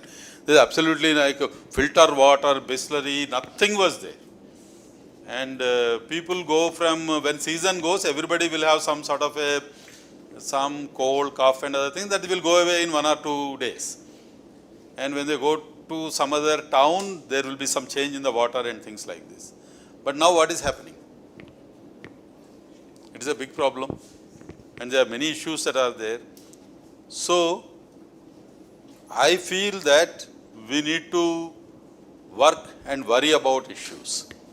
I was in Germany in 2005 and there was a public statement by the German government that there are about 7 different types of waters, bottled waters that are there. They have publicly challenged that if any of you show that our municipally distributed water is inferior to them, we will give them a prize. Many of you are drinking RO water, right? Reverse osmosis. What does it do? It will take away all the minerals which are important, essential things. And RO is very, very bad and it will lead to the osteoporosis. Everybody knows, but people use it. I am not recommending anything. Please don't blame me if you end up in troubles and things like that. So the question is, we need to know how things are happening. What's important? What's not important? So if such profound questions are there, you may be able to come up with answers. I don't know what did I say. What I want to say is, forget about learning. I have so much respect, I had so much respect for learning. I guided maybe 32 PhDs, published lots of papers and got so many things. So now I am focusing more on unlearning. Unlearning is much more important. And objective reasoning and thinking is absolutely essential. This is said in a slightly different way in this year Nobel Prize in Economics. This year Nobel Prize in Economics, you have heard things like a creative destruction. If some new thing has come, it has automatically replaced the old thing which is inefficient. So what happens if a new thing comes? The old thing which is inefficient have to be destroyed. So if the old thing which is inefficient, if it is going to be there, it leads to more problems. For example, we can even extrapolate it to the LED lights, right? LED light, a 10 watt will be almost equivalent to a 100 watt bulb, right? Or a 60 watt, if not 100. A 5 watt LED bulb will be equivalent to that. So, if you replace all the 100 watts by this 5 watt, economically it's so much good for the country. That's what's happening. And there were so many people who have old refrigerators, 10-year, 20-year-old. And these ones will cost at least 5 times more energy than some of the new generation. And if somebody is using them, this is bad. They may be thinking that, oh, I did not buy the new refrigerator, but if in the house, if there are 4 refrigerators, their electricity bill of 6 months will be enough of the cost of a new not refrigerator, what is this? Air conditioners. Sorry. So we need to be aware of so many small things and the complicated things that are there. And AI will help you in answering and in identifying the right questions. So I will stop here. Now it is 5:30. Aslam also will be restless now. So if some of you